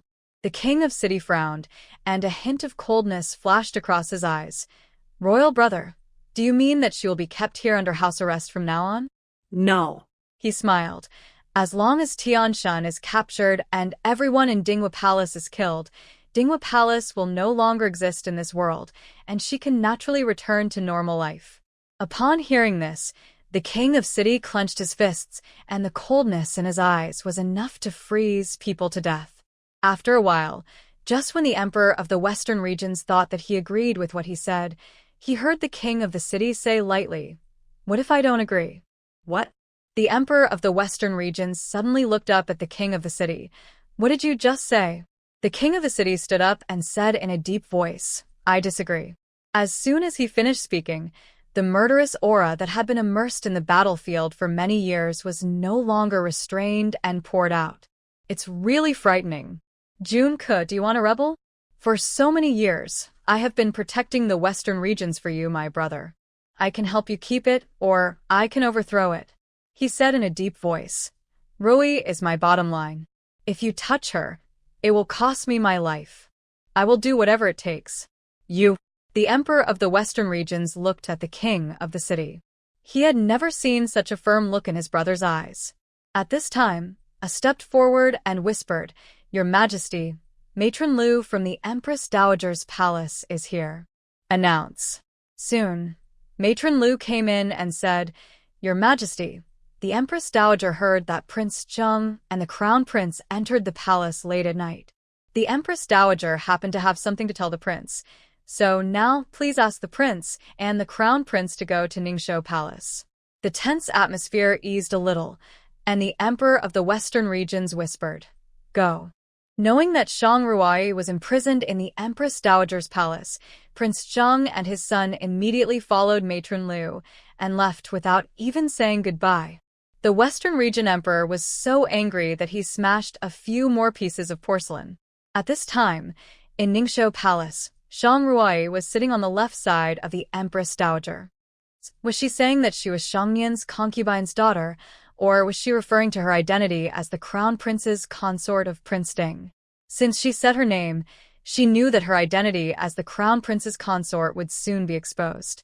It's just that it is said that the Queen Mother of the Western regions devoted herself to worshipping Buddha and didn't care about worldly affairs. Now it seems that this is not the case. Your Majesty, the prince and the young master are here. As soon as the words fell, a figure was seen rushing over. Ruai. The king of city said loudly, Quick, let father take a look. Are you injured? Shang Ruai had a helpless smile on her face. Father, your body is not well yet. What are you doing here? He has detained you in the palace. How can father not come to support you? He looked her up and down and found nothing unusual. His heart slowly settled down, thinking that the assassin was not talking about her. Just then, Jun Zigan walked slowly into the main hall. When Shang Ruai's eyes fell on the gauze on his forehead, her eyes suddenly became sharp. What happened? She said in a deep voice. Who hurt your head? Jun Zigan shook his head and said nothing. Is it the emperor? It's nothing. The vital parts have been avoided. It's just a superficial wound. Junze laughed dryly. Don't worry. Shang Ruai frowned and stood up suddenly. If you mess with her, you have to pay the price. She walked up to Jun Zigan and checked his wound. There were too many people here, and she couldn't use energy to repair the wound. She took out a porcelain bottle containing undiluted spiritual spring water. Although it was not as effective as energy, it was much more effective than the medicine prescribed by the imperial physician. The Queen Mother was surprised when she saw this and asked, Are you a doctor? Shang Ruai nodded. I just know a little about medicine. Know a little? More than that. The Queen Mother's gaze fell on Jun Zigan's face. She saw that his complexion was gradually getting redder, 100 times brighter than when he just came in. She looked at Shang Ruai with some appreciation in her eyes. Just then, she started coughing again. It wasn't because she wanted Shang Ruai to treat her. She already had a chronic cough, and today she had no time to rest until this hour, so naturally she felt unwell. Queen Dowager, your health is very important. You should go back and rest. It's okay. The Queen Dowager smiled and said, I haven't seen the King of City for a long time. Today is a coincidence. If it weren't for this girl in your family, I think you still wouldn't come to see me.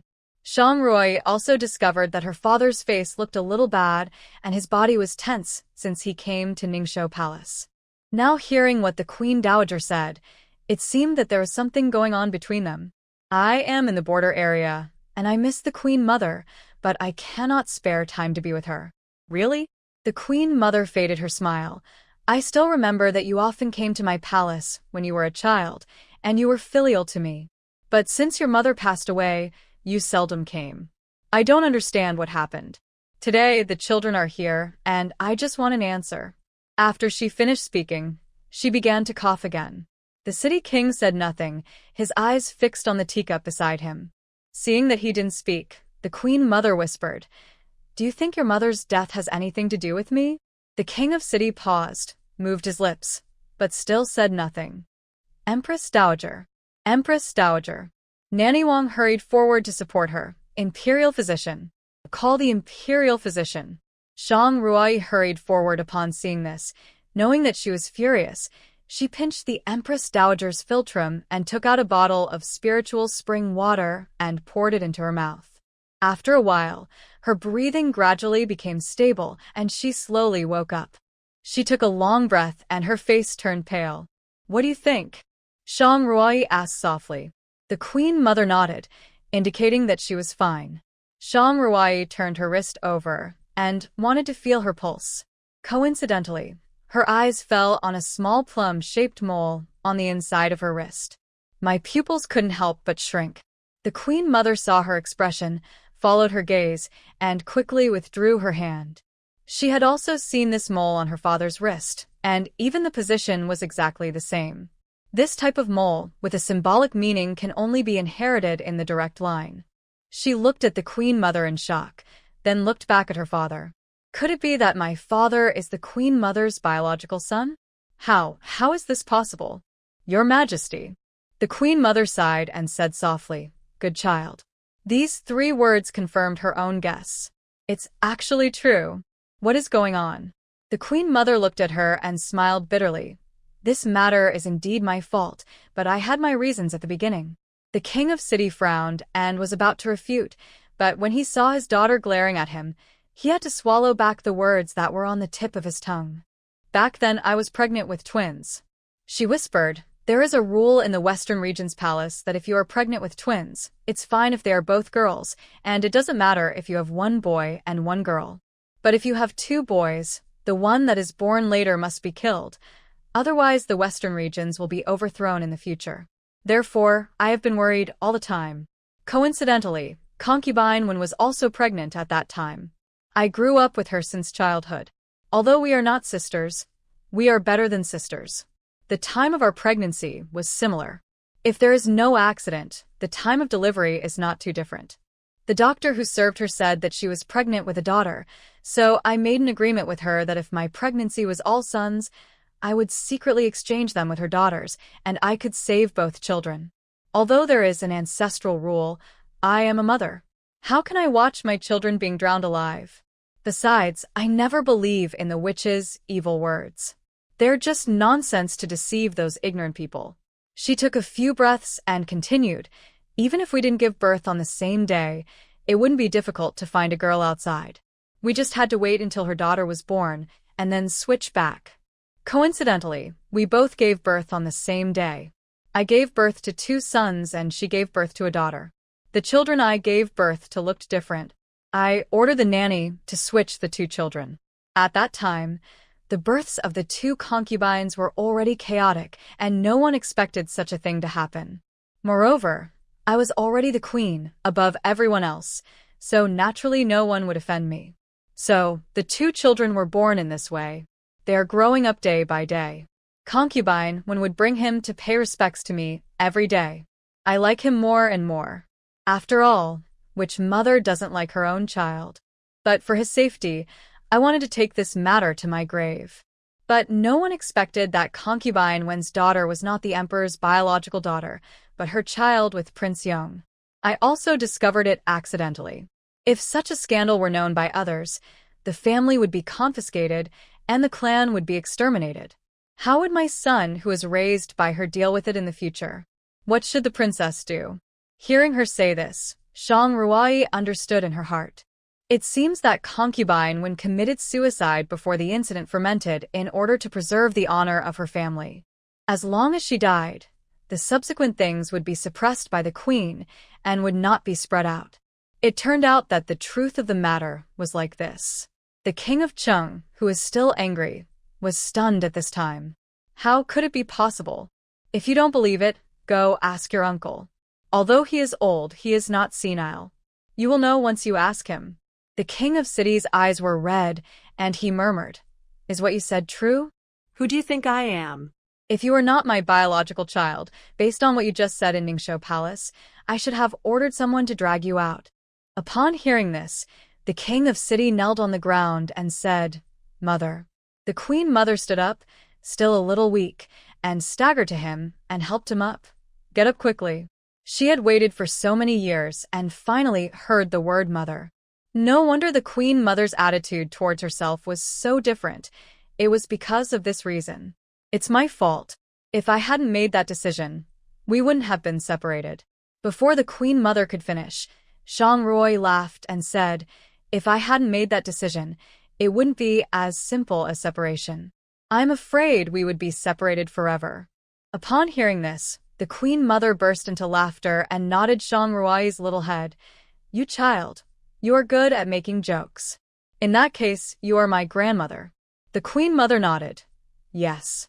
Although your mother is no longer with us, it is perfect that she is back with your father now. Over the years, I have seen your father worry because of you and your daughter, and I feel distressed. When did you know that I was the Prince of Ding?" "I knew it when the emperor got the news." Shang Ruai raised her eyebrows slightly. There were the queen mother's people around the emperor. Seeing her expression, the empress dowager smiled. "You little devil, is there anything else you want to ask?"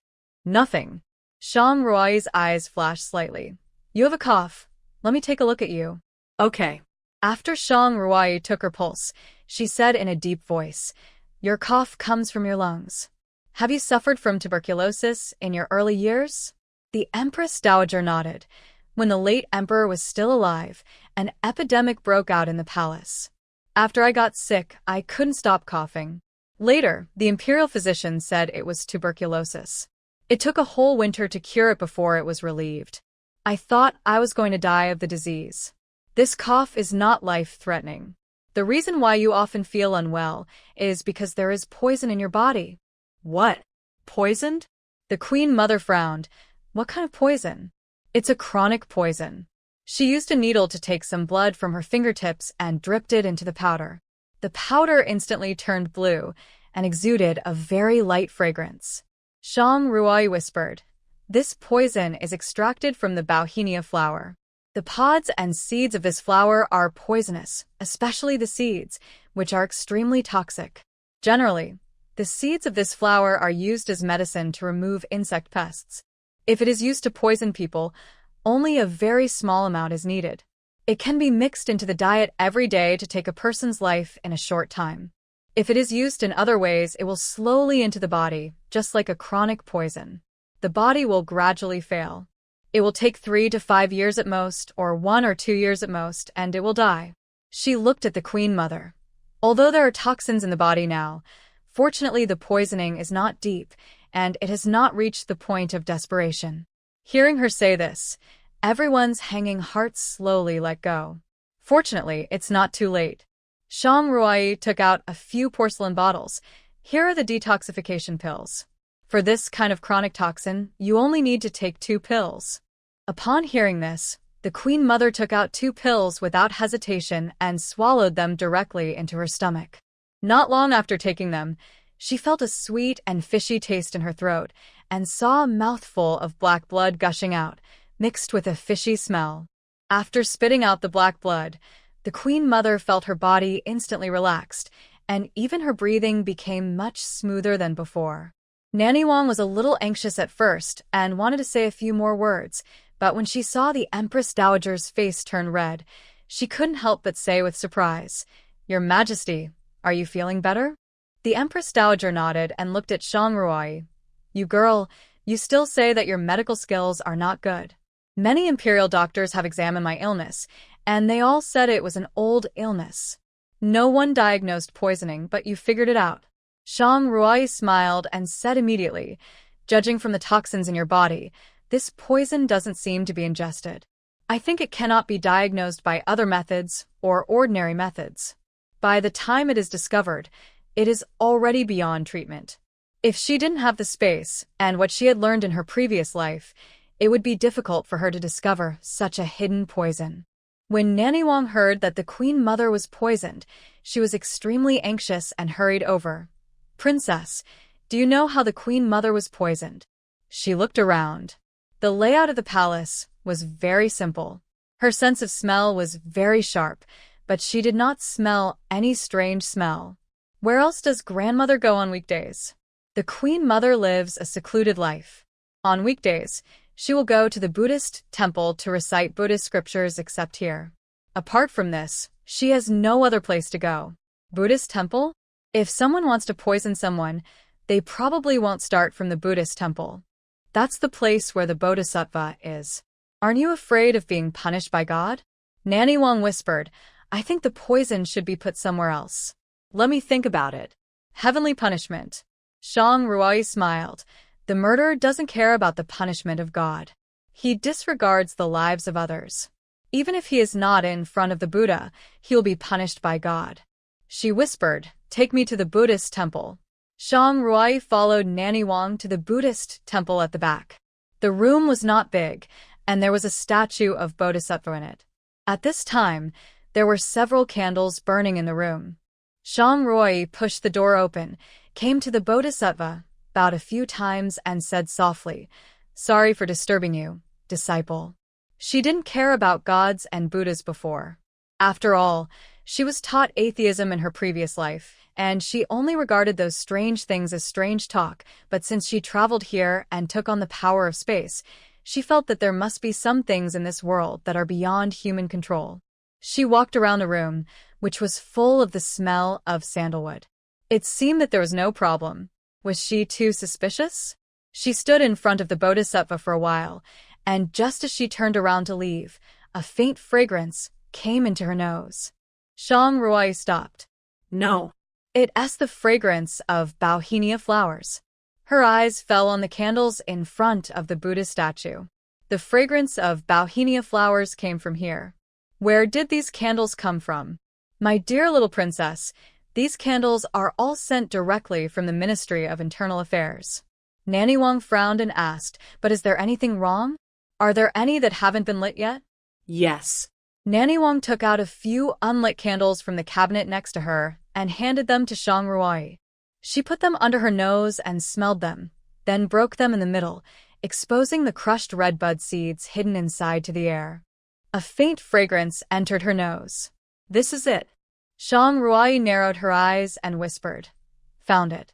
When Shang Ruai placed these things in front of the Queen Mother frowned and whispered, the poison is hidden here? Shang Ruai nodded. The person who poisoned you expected that you would go to the Buddhist temple to chant every day, so he mixed the poison here so that it can be guaranteed that a small amount of toxins will enter your body every day and accumulate in your body. It will not be fatal, but your organs will gradually fail, just like natural aging. From this, it can be seen how meticulous the mind of the person who poisoned is. Wang Ma's face was pale. She knelt on the ground and said tremblingly, I am guilty. Such a big thing, I didn't find it and almost caused you to get into trouble. Please punish me, Queen Mother. The Queen Mother waved her hand. This is not your fault. You don't know medical skills, so you can't find it. Shang Ruai narrowed her eyes. In the palace, the only one who knows medical skills and poisons is the queen. But according to the queen's flamboyant personality, she should not do such a thing. Who is it? Who is in charge of purchasing for the palace? Who delivers these things to each palace? Previously, the queen was in charge of all matters in the palace, but now it is Imperial Concubine Chui. It is Imperial Concubine Chui again. I will bring Concubine Xiao here, right away. Nanny Wang said angrily. How dare you poison the Empress Dowager? You are so audacious. Wait. Shang Ruai glanced at her. It's just speculation now, and the truth is yet to be known. Keep the candles sent by the Ministry of Internal Affairs as usual, and order people to secretly buy a batch from outside the palace, and check them carefully before lighting them. The Empress Dowager held a string of beads in her hand and whispered, Amitabha, you actually tampered with the candles in front of the Buddha. This is really a big taboo. Prince Chung was shocked by his own life experience, and he couldn't recover for a long time. Shang Ruai asked Jun Zigan to take him back first, and she would deal with some things in the palace first. Walk to the gate of Ningxiu Palace. What do you want to deal with? Jun Zigan frowned slightly. Someone came to report that there was an assassin in the Emperor's palace today. Although he was not caught, the assassin was injured. He looked her up and down. The assassin is you? Shang Ruai smiled. It's just some superficial injuries, a small matter. Where is the injury? Shang Ruai pointed to her shoulder. It was just pierced by an arrow. I have applied medicine. It's not a big deal. With the energy nourishing her body, she can now feel that the wound on her arm has healed almost completely. She raised her arm and said with a smile, Brother, don't worry about me. The hermit has his own clever plans, and I have a magic medicine. This little injury is nothing. Don't take it lightly. He stepped forward. Otherwise, you should see a doctor. Brother, have you forgotten that I am a miracle doctor, whose medical skills here are better than hers? Furthermore, if the arrow wound was exposed now, wouldn't it be telling everyone that she was the assassin who went to the Emperor's palace? As the saying goes, over-concern leads to confusion.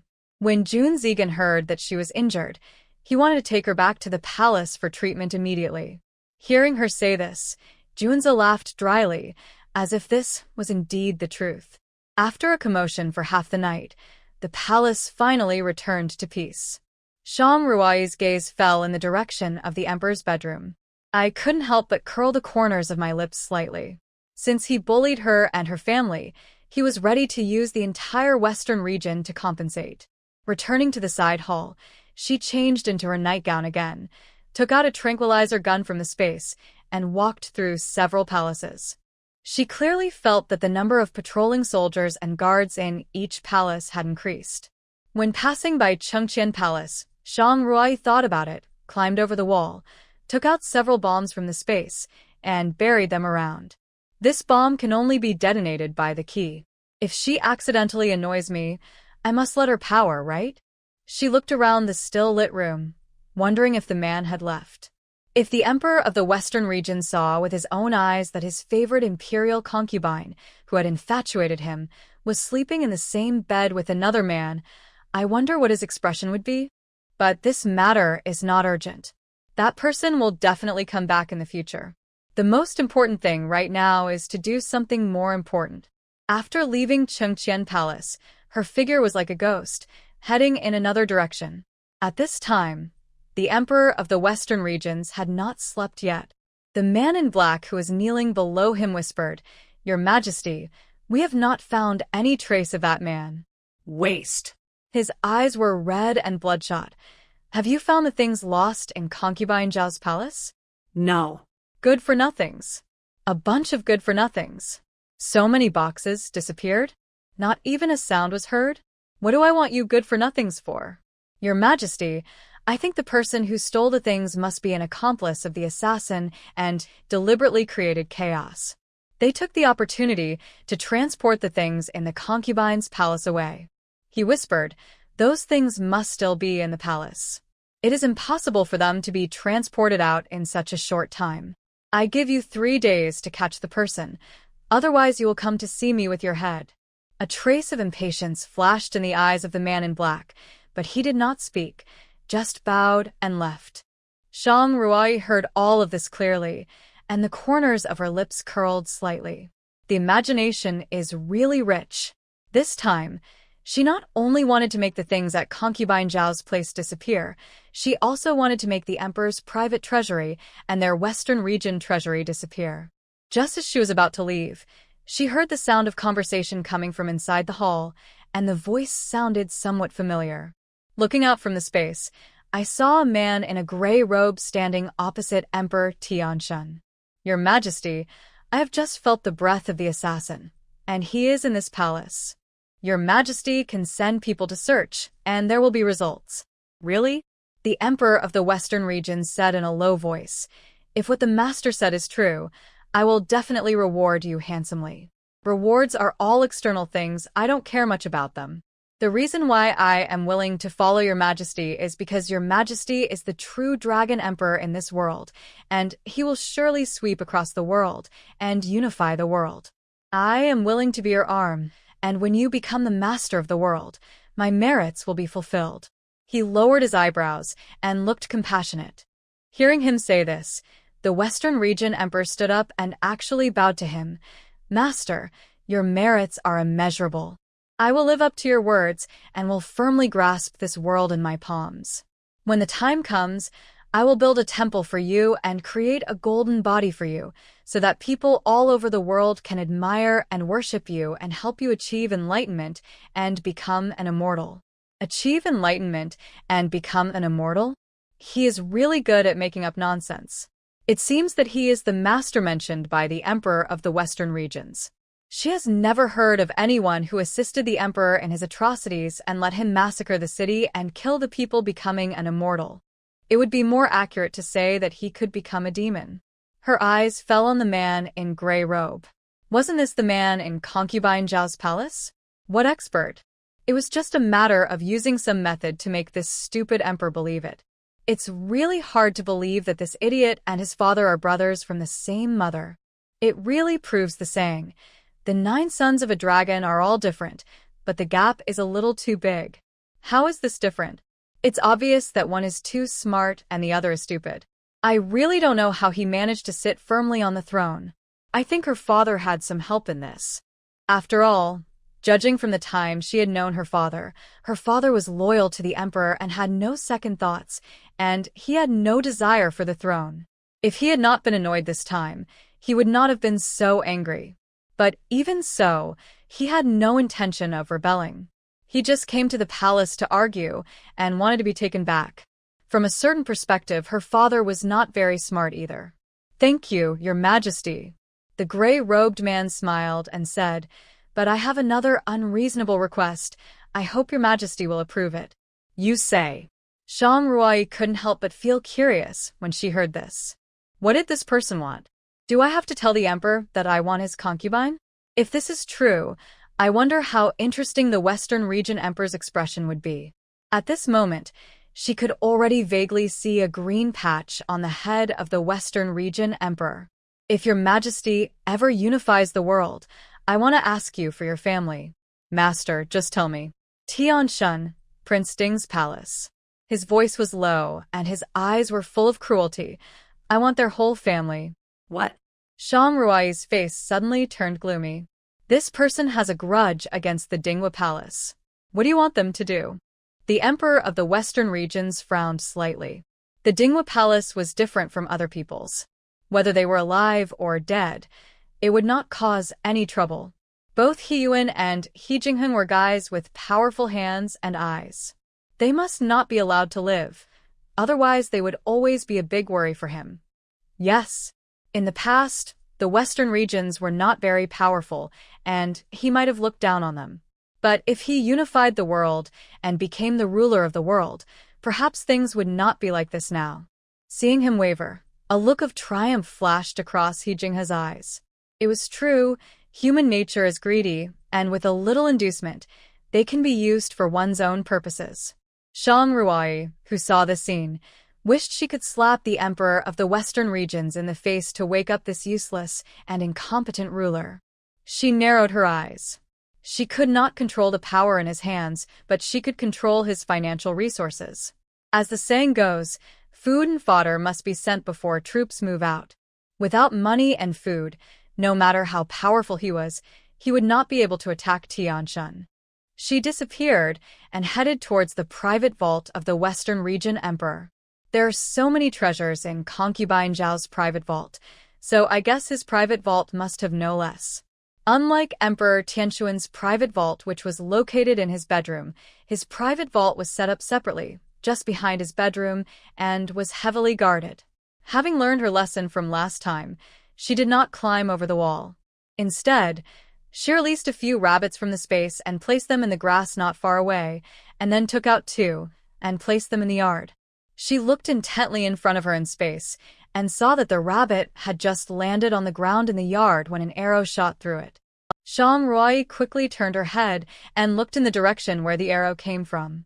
I saw a man wrapped in a black robe standing on the corner tower. No wonder I didn't see the man at that time. It turned out he was hiding up there. The next moment, the figure appeared in front of the rabbit. This is the art of earth escape. That's right, it must be the earth escape technique. In her previous life, she had seen this kind of martial arts in some miscellaneous books, but she thought it was made up by people. She never expected that it was actually true. What are the origins of these people? The man picked up the rabbit and said to the people outside the door, "Check carefully to see where these beasts came from." After he finished speaking, he looked around and found nothing unusual. At this moment, a strange sound came from the grass not far away. He frowned, and his figure disappeared again. Shang Rui curled the corners of her lips slightly and walked into the hall nimbly. The man in black robe noticed some movement behind him. Just as he was about to turn around, he heard the guard say, "Commander, there are some ducks." Ducks? How could a duck be here? He was startled and turned around and walked into the yard. When the door of the hall was opened, it was found to be extremely quiet inside, with no signs of having been searched. Could it be that I am overthinking it? "Commander, we found a few rabbits in the bushes." He turned and retreated. Check. Where did these beasts come from? Yes. There was no more sound in the hall, and Shang Rui's figure slowly emerged from the space. TSK, TSK, TSK, this commander is really vigilant. Her eyes fell on the shelves in the hall. Wow, this emperor's private treasury is really huge. There are too many babies. Not to mention gold, silver, and jewelry, there are several boxes full of various gems, whose value is inestimable, and there are countless various porcelain ornaments. Famous calligraphy and paintings were piled together like waste paper. Night shining pearls are also stacked in boxes. TSK, TSK, TSK. The emperor of the western regions doesn't look like such a wealthy man. I didn't expect it to be hidden so deeply. But now, these treasures are all mine. With a wave of her hand, everything in the hall, including the shelves, was taken into her pocket. After doing all this, she was ready to leave. After she took a few steps, she found that the sound under her feet was a bit strange. Is this empty in here? She looked at the ground and saw a long passage appear in her pupils. If it weren't for my extremely sensitive ears, ordinary people would never notice it. Shang Rui's eyes fell on a bulge in the corner of the wall. She pressed it lightly, and the bricks in front of her slowly opened. She walked into the passage, and the bricks above her head closed directly, as if they had never been opened. There are luminous pearls on both sides of the passage, making it as bright as day. She walked forward slowly. The passage was very long. She walked for a long time. After a while, she finally came to the end of the passage. She saw a door standing at the exit. She looked outside through the gap. It was dark inside, and she could not see anything clearly. Just as she was about to open the door, she heard a conversation coming from outside. What did the sect master say? The sect master said to stay calm and have someone notify the young sect master to wait for the opportunity, which won't be too far away. The person who spoke paused. Also, the sect master said that the art of exorcism cannot be used frequently, as it will damage one's cultivation. She has been feeling unwell recently, so please let the young sect master make the decision on unimportant matters herself. The art of exorcism. Shang Rui suddenly thought of that day when the gray-robed man was clearly standing at the corner, but she couldn't see him no matter what. Could it be that he used witchcraft? She looked at the tunnel and knew it was dug not long ago. It must have been dug by the Heavenly Master and the so-called sect master behind him. At this moment, the noise outside the door gradually subsided. She pushed the door open and walked into the room through the gap. It was empty here with nothing. She looked outside and found that the courtyard was not big, with only a few houses outside and not many guards here. She recalled the layout of the Western Region Palace and calculated the distance she had walked. She thought that this place was already outside the palace. This should be the escape route left by the Heavenly Master for himself. The sect master will be here in a few days. You all should be alert and must not make any mistakes, understand? A woman's voice sounded. Have the silk and silk that the sect master likes been delivered? Don't worry, Auntie. The silk and silk have been prepared long ago and are stored in the farm outside the city. They will be delivered when the sect master arrives. The voice that just spoke at the door came again, with a flattering tone. Annie, I wonder how long the sect master will stay here this time? The woman heard this and said coldly, Is it your business to ask how long the sect master wants to stay? This is something that the young sect master should ask about. Yes, I am overstepping my authority. The voices of the two people gradually faded away, and Shang Ruai frowned slightly. Sect master. Young sect master. It seems that the so-called Heavenly Master is the young sect master. As for the sect master, she was a little curious. Moreover, the young sect master specifically mentioned the Dingwa Palace today. What kind of grudge does this evil sect with an unknown name have with the Dingwa Palace? She originally wanted to explore the real situation here today, but seeing that it was getting late, she had another place to go. Fortunately, the next place to go was also outside the palace. Shang Ruai came to the door. There were not many guards here. No one would have thought that there would be outsiders in this inconspicuous courtyard. She tapped her toes and left. As the space continued to upgrade, the internal force in her body became deeper and deeper. At this time, her figure shuttled through the night sky. Unless someone had extremely high internal force, even her afterimage would not be visible.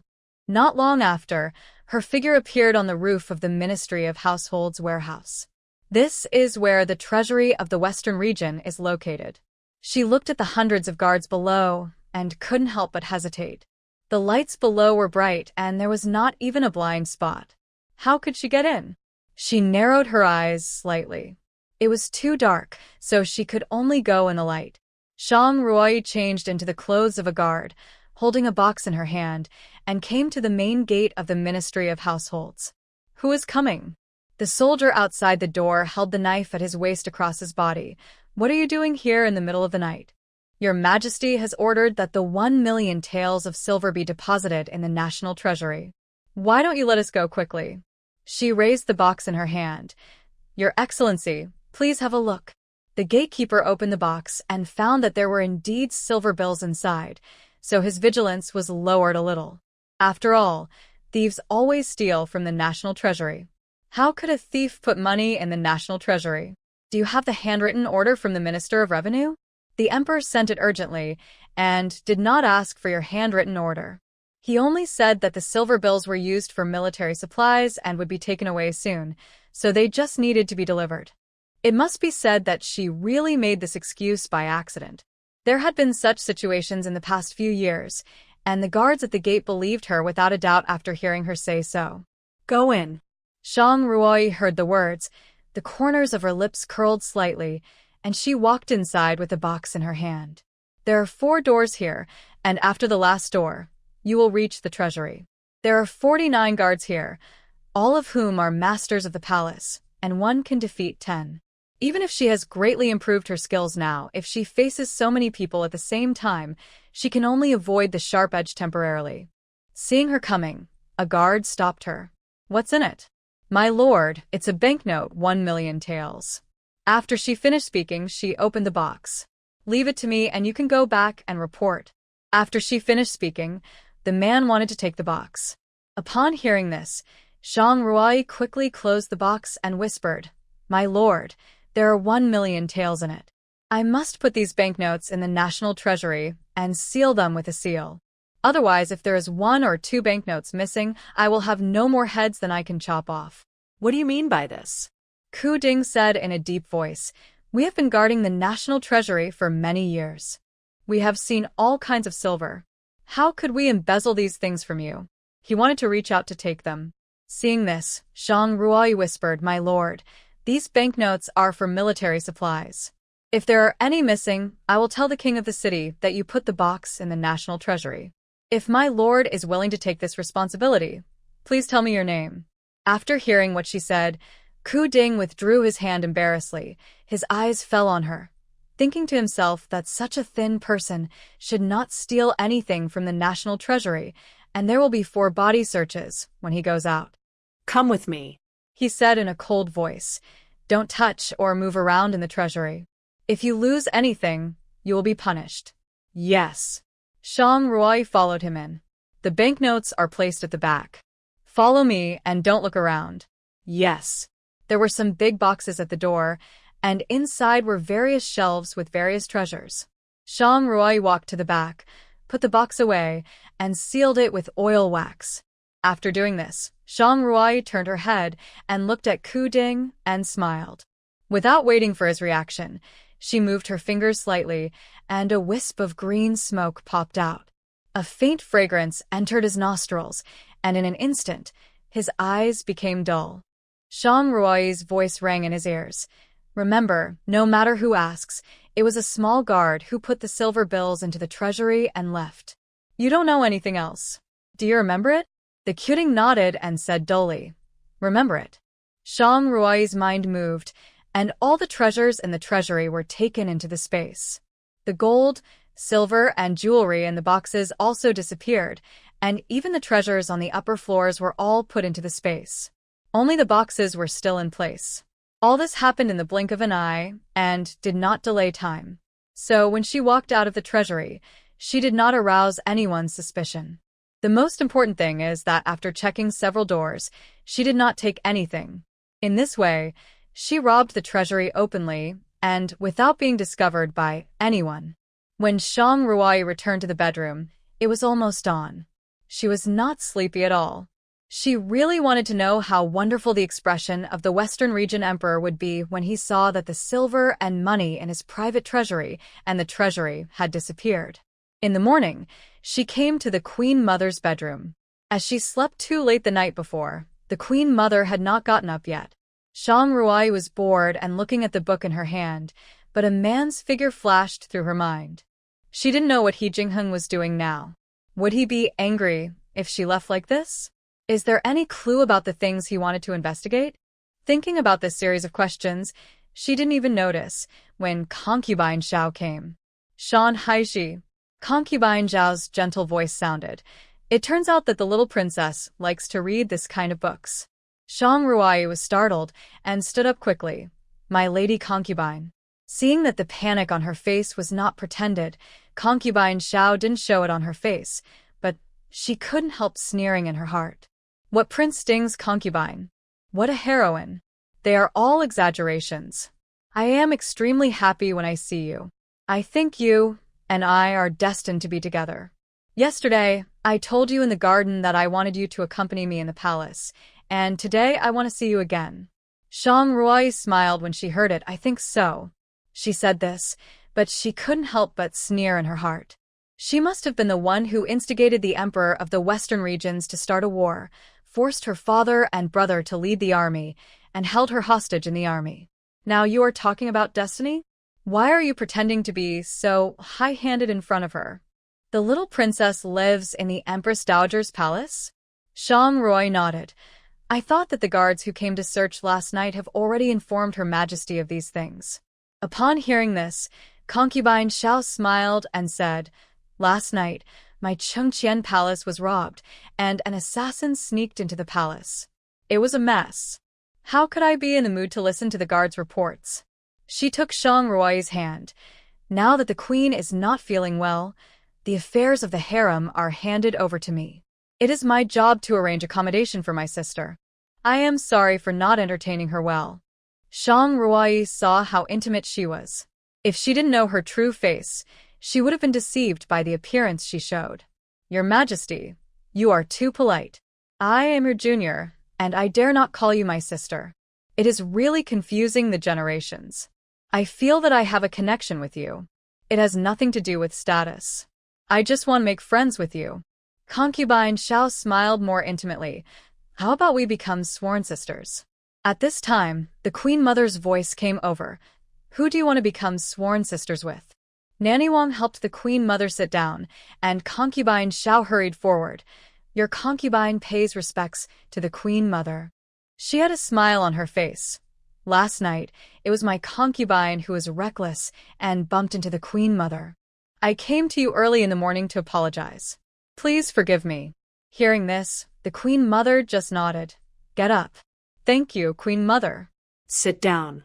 The Queen Mother picked up the teacup on the table, took a sip and put it down, whispering, Where did you get this tea? Replying to the Queen Mother, it was sent by the Emperor. It is said to be the pre-rain Longjing tea from Tianshan. A maid in the palace said, Exchange it for the tea I like. Yes. The maid hurriedly took the teacup away. Hearing this, concubine Zhao's eyes flashed. Your Majesty, I have just got some good tea. I will send it to you later. It is all produced in our western regions. The Queen Mother nodded and said softly, You are thoughtful. I have been drinking tea for so many years, and I only think that the tea from our western regions is the most fragrant. Recently, the Emperor has been sending me things like Tianshan and Bailing, food and daily necessities, but I am not used to them. I always think that our western regions are better. What do you think? What the Queen Mother said is very true. Concubine Xiao smiled, but the smile on her face was a little hard to hold. She is a smart person. How could she not know that the Queen Mother was trying to scare the tiger? It was she who instigated the Emperor to send troops to Tianshan and seize the 16 prefectures of Yenyun. How did this old woman know about this? She used this tea today just to warn herself. Concubine Xiao took out another stack of papers. Empress Dowager, these are all Buddhist scriptures written by me, specially sent to you. The Queen Mother said softly, If you say who is the most considerate in this palace, it must be you. She turned to Nanny Wang and said, Order someone to send it to the Buddhist temple. I will go to the Buddhist temple to chant scriptures later. Yes. Hearing that the Queen Mother was going to the Buddhist temple, concubine Xiao smiled even more. Shang Ruai saw all this and roughly determined that it was she who poisoned the Queen Mother. The Queen Mother's eyes fell on Shang Ruai, smiled and said, You, girl, must calm down and think. You will go with me. Hearing this, Shang Ruai had to nod in agreement. Upon hearing this, concubine Xiao hurriedly said, Empress Dowager, the little princess is still young. I don't think she can be patient enough to go to the Buddhist temple. Why don't you let me take her around? The Empress Dowager's eyes fell on Shang Ruai, and she said with a smile, Young? I'm afraid she is not much older than you. What if she can't be patient enough? Besides, the Emperor placed her in my Ningxiu palace so that I could teach her the rules. How can I refuse the Emperor's good intentions? Concubine Xiao felt a little anxious when she saw that the Empress Dowager was unwilling to let her go. He Jinghe said that Shang Ruai knew medical skills. It would be bad if she discovered the secret of the Buddhist temple. At this time, Shang Ruai smiled and said, Empress Dowager, I get along well with the imperial concubine. Just for today, the weather is so good, let me go for a walk in the garden. The Queen Mother glared at her and said, No wonder the Emperor said he would obey you. Well, for the sake of your father and brother and the imperial concubines pleading for you, I will make an exception today. You go with imperial concubine for a walk in the garden, and you must come back before noon. Yes, I understand. The Queen Mother looked at the two of them, then turned and walked towards the Buddhist hall. Shang Ruai and imperial concubine Xiao came to the garden, and she said softly, Thank you, imperial concubine, for your help today. Otherwise, I would not be able to escape. It's just a small favor. The little princess doesn't need to thank you. She looked at Shang Ruai and asked, pretending to be ignorant, Since she is the daughter that the king of city just found, where was she raised in Tianshan before? The concubine daughter of Shang Nian, the left prime minister of Tianshan.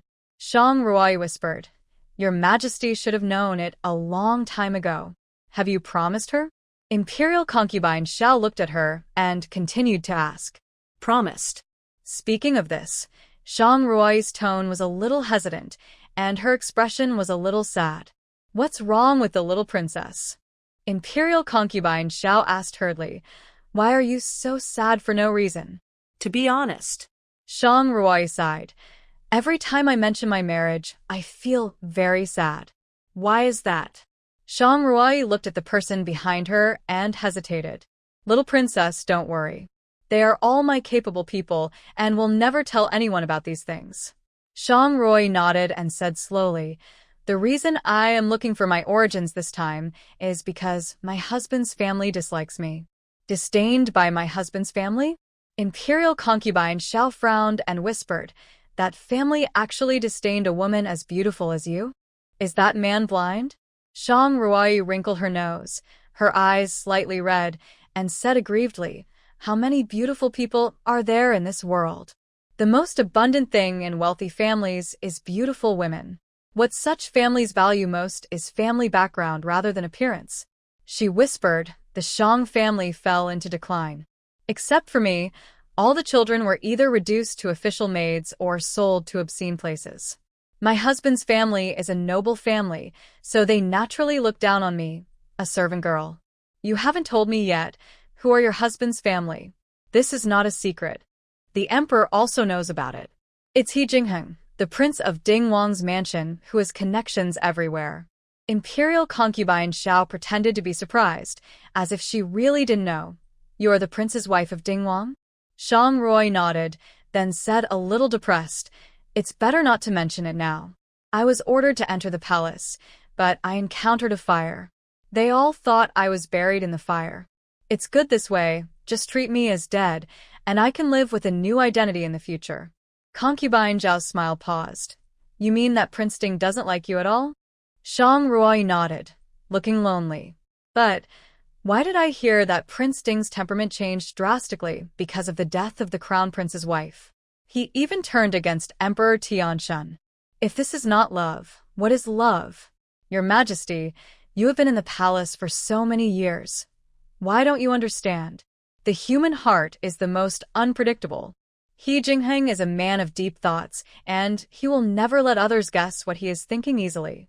If he really likes me, how could he let the whole world know?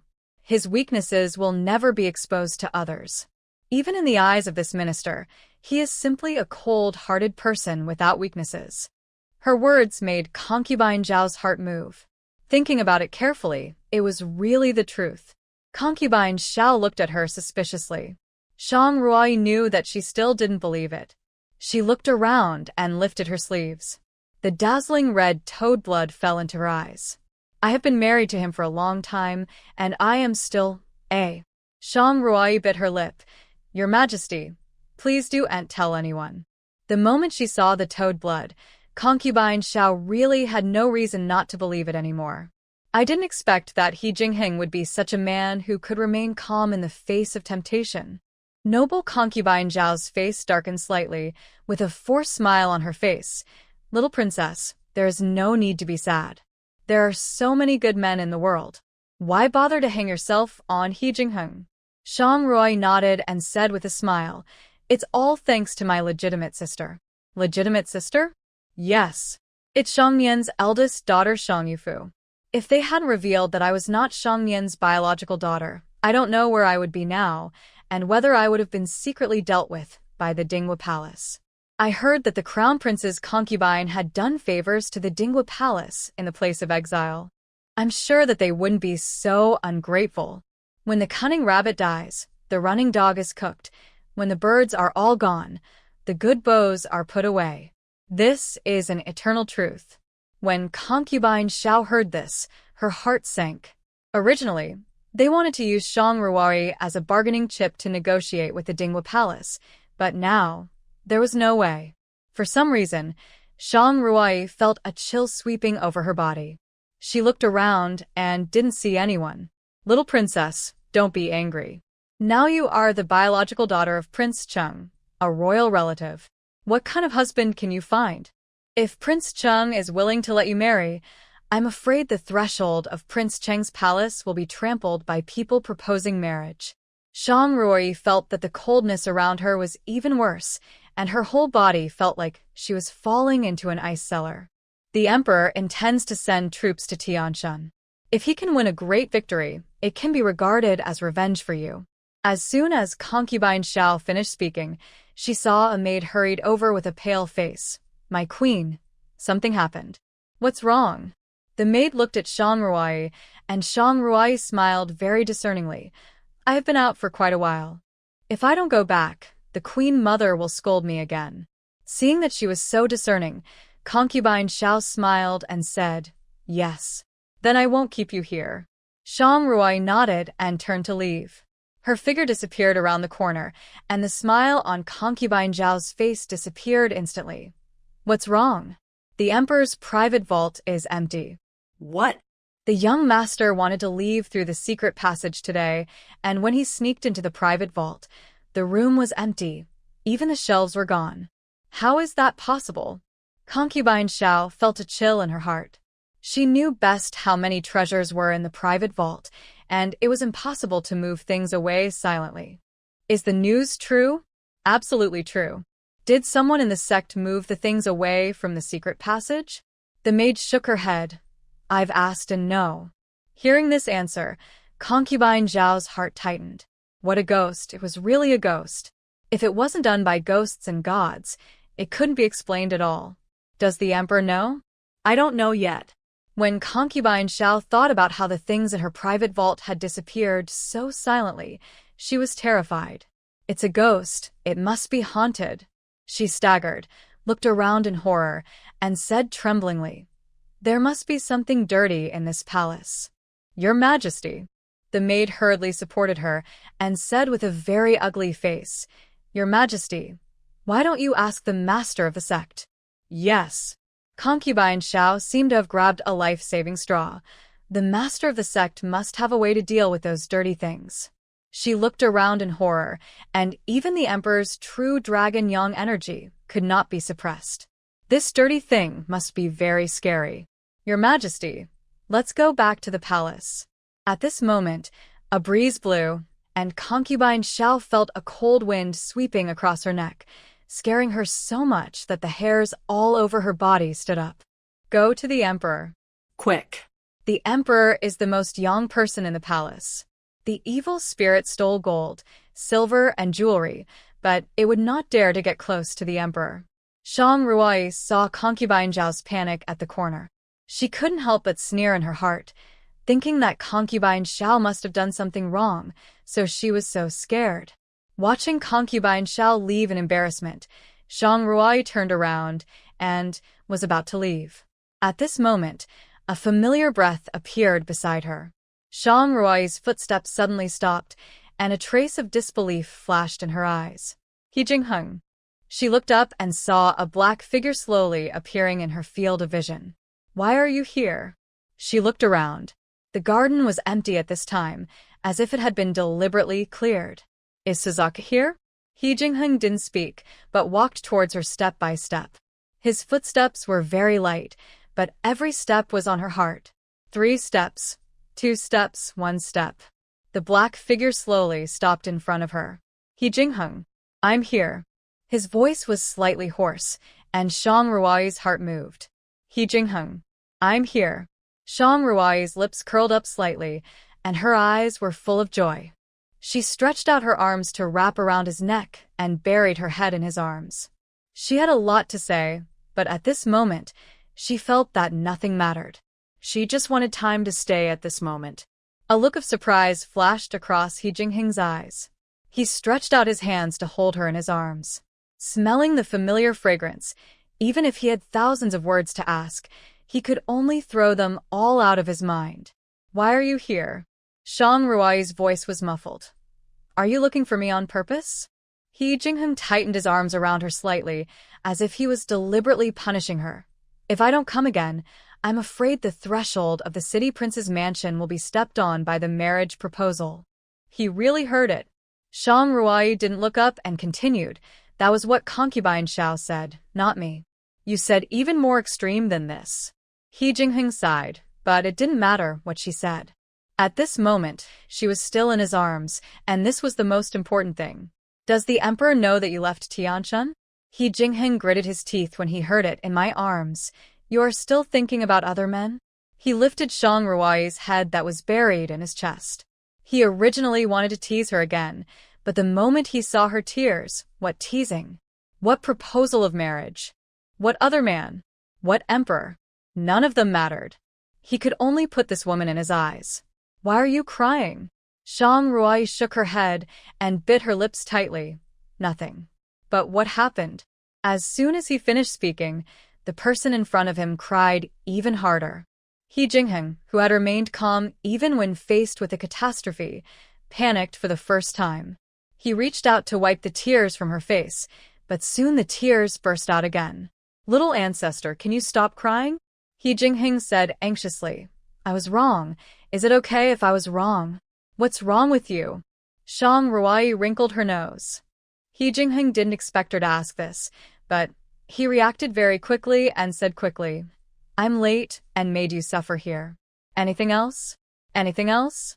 He looked at Shang Ruai's slightly red face, knowing that she was trying to save face, and said with a smile, whatever the crown prince's wife said I was wrong about, then I was wrong about that too. You're so funny. Shang Ruai pulled her hand back and looked around. Did you come with Yunqi and the others? They left before me, but arrived at about the same time. Yunqi helped me track down Jun Luoyun and the force behind her. I think there will be results in the next 2 days. That day, she deliberately let Jun Luoyun and that senior brother leave. Yunqi was the first to arrive in the Suzaka team.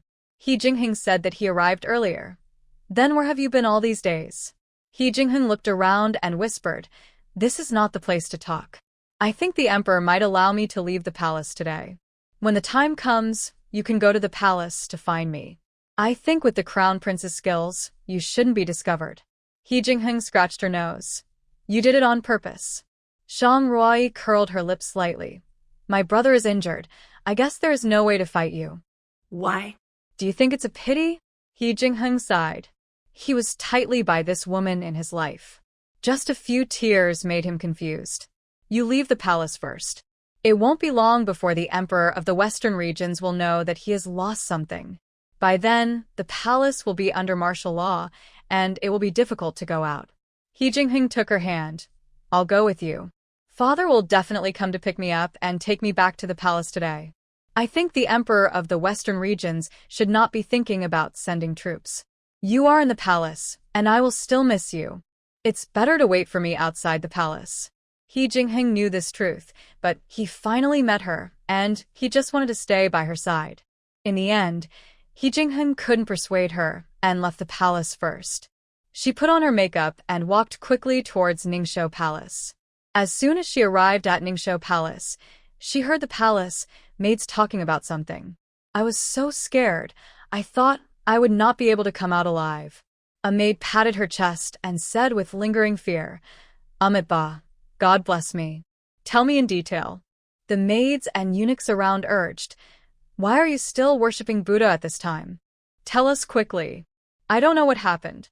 The Queen Mother ordered me to bring some ginseng soup to the emperor. When I was about to hand the ginseng soup over, a little whispered something in the emperor's ear. The emperor stood up immediately, and I overturned the bowl of soup. Fortunately, it didn't splash on the emperor's dragon body. The emperor saw that I was a maid in Ningxiu Palace and someone close to the Queen Mother, so he let me go. She stroked her chest. Otherwise, I'm afraid my head would be moved.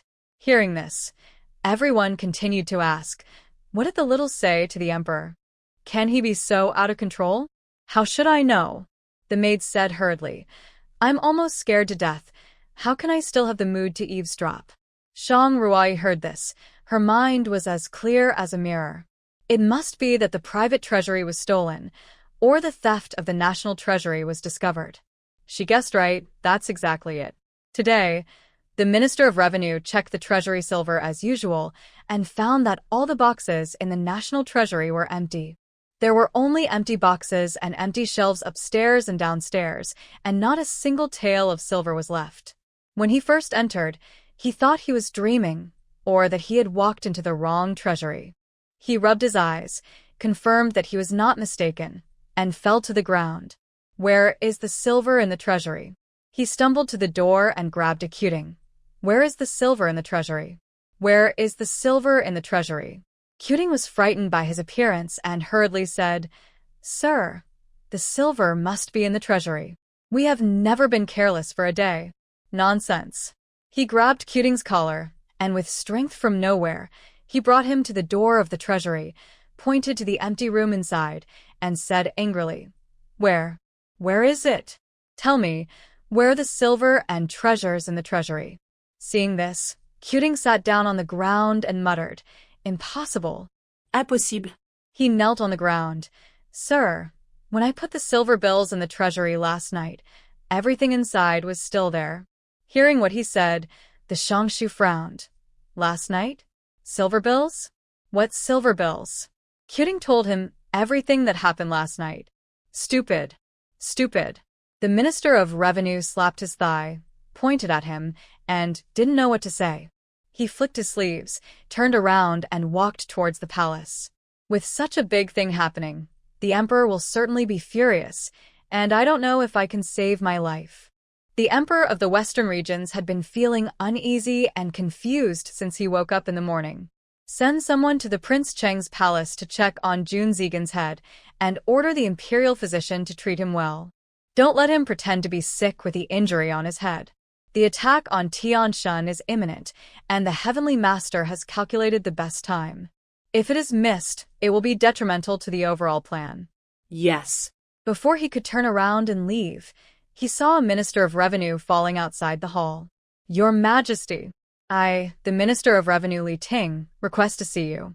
The Emperor of the Western regions felt even more annoyed and said in a deep voice, "Let him in." They walked out, helped Li Ting up from the ground, and said with concern, "Oh, Lord Li, you have to be careful. Look, your official uniform is torn." How could Li Ting care about his official uniform? He walked in quickly with a sad face. "Go to the treasury. Take a good look for me." The guards received the order and prepared to leave, but he stopped them. "Go to Prince Cheng's mansion and let Prince Cheng investigate." Before this moment, the only person he could really rely on was Prince Cheng. When the king of the city received the order, he was extremely surprised. "Everything in the treasury is gone? Your Highness, I don't know what happened." There were clearly heavy troops guarding the treasury, but everything in the treasury disappeared overnight. "I asked the soldiers on duty, and no one else went in except for one person who delivered some banknotes." "Delivered banknotes?" The king of city frowned. What on earth is going on? The Minister of Revenue repeated what he had heard from the warehouse keeper. "Your Highness, even if that person is a thief, it is impossible for him to empty the entire treasury overnight. Even if dozens of warehouse keepers were asked to move the money, it would be impossible for them to empty the entire treasury in such a short time without disturbing anyone." He hesitated for a while, his throat slightly hoarse. "Your Highness, do you think it could be the work of ghosts and gods?"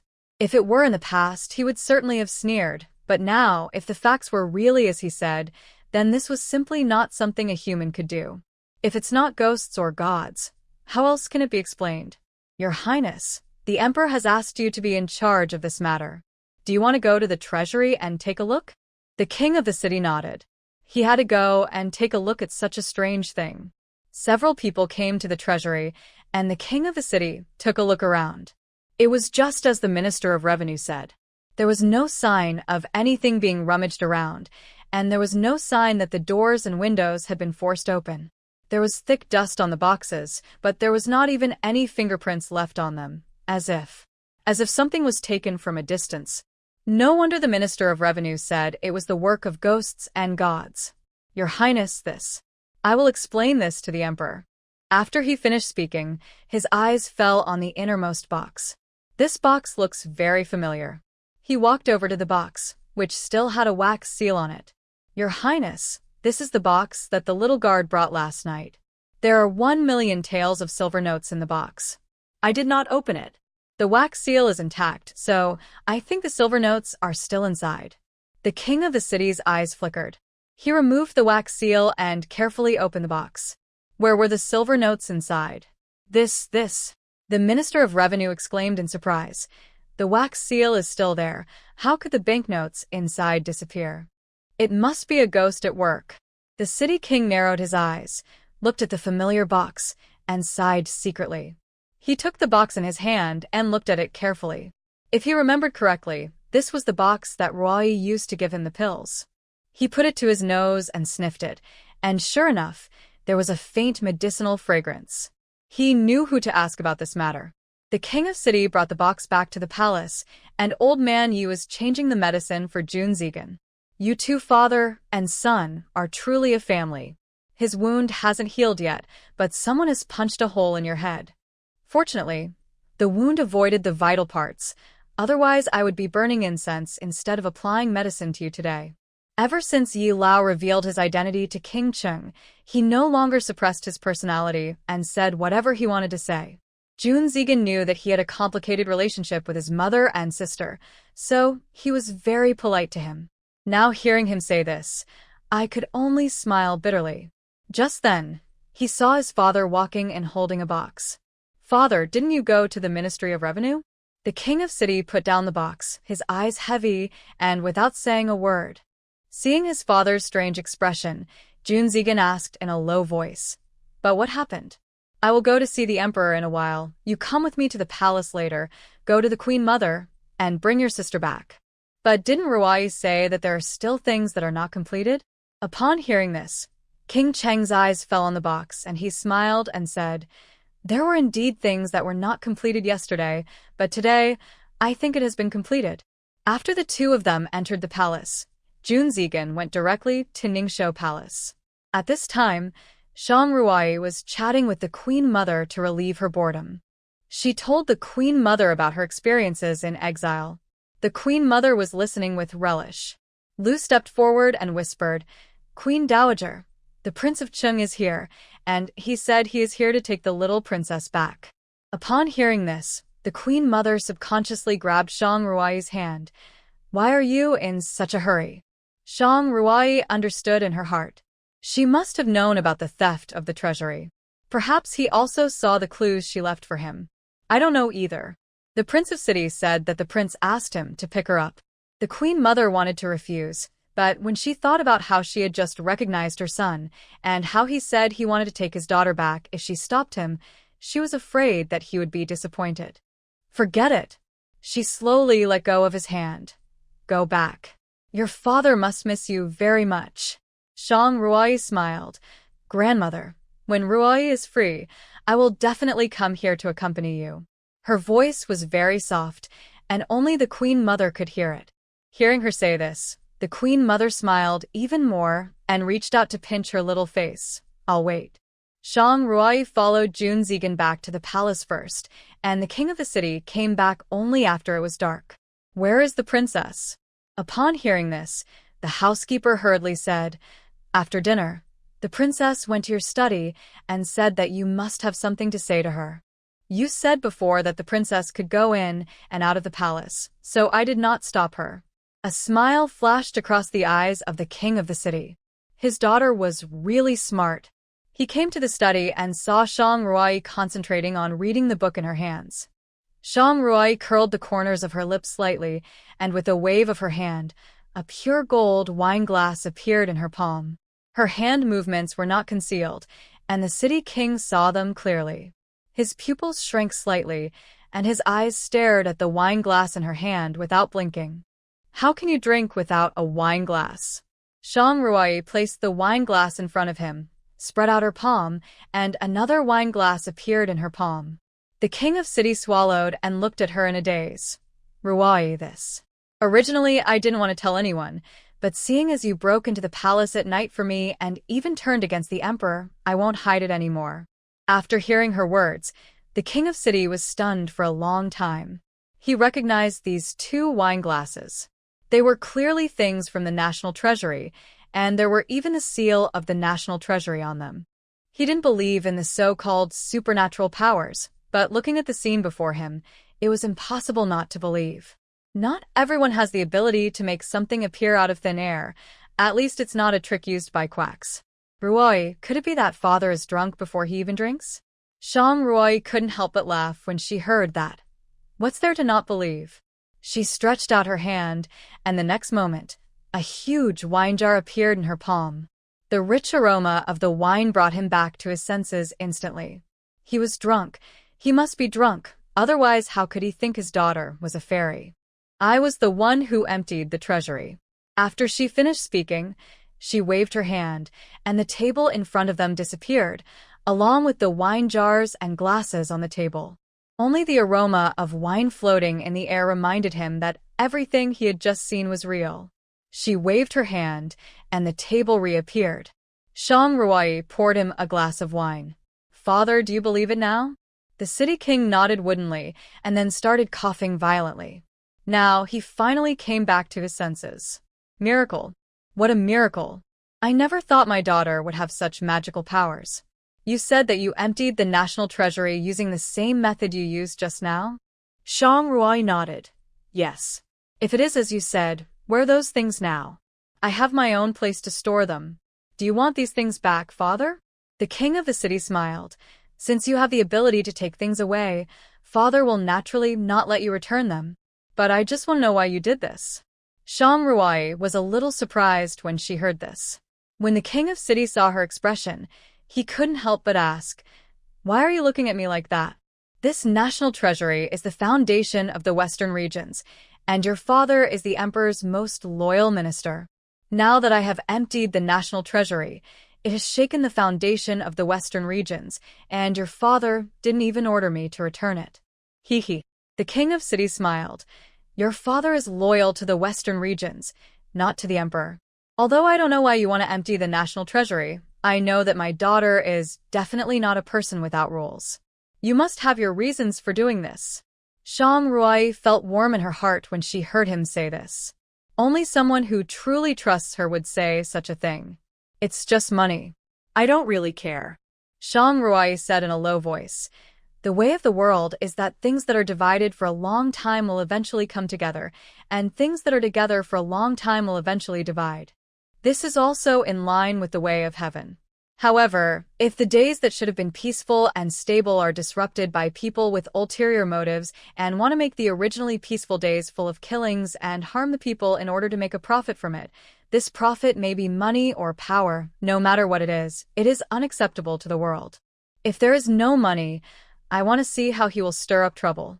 I am afraid that before he leaves the border of the Western regions, the food and grass will be gone. Hearing this, the king of the city curled his lips slightly. You are worthy of being my daughter. As soon as he finished speaking, he laughed out loud, and that laughter was full of pride. After a long while, his laughter slowly stopped, and he said in a serious expression, You have supernatural powers. You must not expose them in front of others to avoid getting into trouble. Daughter knows. Shang Ruai smiled. Father, do you have anything else to ask? The king of city shook his head. He filled the wine glass and drank it all. Refreshing. He shook the wine glass in his hand. So this is what it feels like to drink from a pure gold wine glass. Shang Ruai knew that he was not talking about the wine glass, but was referring to herself. Emptying the national treasury may not necessarily stop the emperor's ambition to unify the world. The king of city whispered, In addition to the national treasury, our emperor also has his own private treasury. Although your father has never seen it, there must be a lot of treasures in that private treasury. Shang Ruai smiled mysteriously when she heard this. Seeing her expression, the king of the city was stunned. Could it be? Since I have done it, I will definitely do it completely, and will not leave him a single ounce of silver. At this time, in the Western Region Palace, the Western Region Emperor sat on the dragon throne with a pale face. Jun Yunting stood below him, not daring to breathe. The imperial study was so quiet that one could hear a pin drop. After a while, the Western Region Emperor said in a cold voice, So, our Western Region treasury is really empty? Your Majesty, yes. The Minister of Revenue looked pale and said softly, Today, the city king went to check and found no trace of the thieves. The things inside seemed to have disappeared out of thin air. Disappeared out of thin air. Upon hearing this, the Crown Prince Jun Yunting said in surprise, What nonsense are you talking about? How could it disappear out of thin air? There must be something that was not found. Your Highness, the city king went to check it out himself. The implication was that if you don't believe it, just ask the city king. Jun Yunting's eyes fell on the face of the Western Region Emperor, and seeing that his face was ashen, he dared not say anything. Your Majesty. They walked up to him and whispered, the Heavenly Master is here. You all may leave first. The Minister of Revenue hurriedly withdrew, as if he had been pardoned. Jun Yunting looked at the back hall, frowned slightly, and was about to say something when he heard his father say in a deep voice, Do you have anything else to do? No, I'll take my leave. Jun Yunting retreated to the outside of the hall, and Zhao stepped forward. Your Highness, the palace gates are not locked yet, so it's not too late to leave the palace now. No, let's go to Jinxiu Palace to see how my mother is doing. He Jinghe walked out of the back hall and nodded slightly to the Emperor of the Western Regions, Your Majesty. Heavenly Master. The Emperor of the Western Regions hurriedly stood up from the dragon chair and walked quickly to him. The national treasury has been stolen, and the Western Regions are in danger. I hope the Heavenly Master can give me some advice and save the Western Regions from the dire straits. He Jinghe pretended to calculate and frowned. Good fortune never comes alone, and misfortune never comes alone. I have calculated that there are other misfortunes just to the northeast, nearby. What? The Western Region Emperor's heart trembled slightly. Northeast. His private vault is just to the northeast. He left the Imperial study without caring about his image, came to the side hall, pushed the door in, and froze on the spot. Gone. All gone. His body fell backwards uncontrollably. My private vault. My treasures. As soon as he finished speaking, he spurted out a mouthful of blood and fainted. He Jinghe looked at the empty hall, his heart beating. Who was it? Who did it? First it was the queen, then it was concubine Xiao, and now the national treasury and the emperor's private vault have been swept away. Most importantly, the thieves did not leave any traces at all. It is impossible to move so many things without alerting anyone. At this moment, a stunning face appeared in his mind.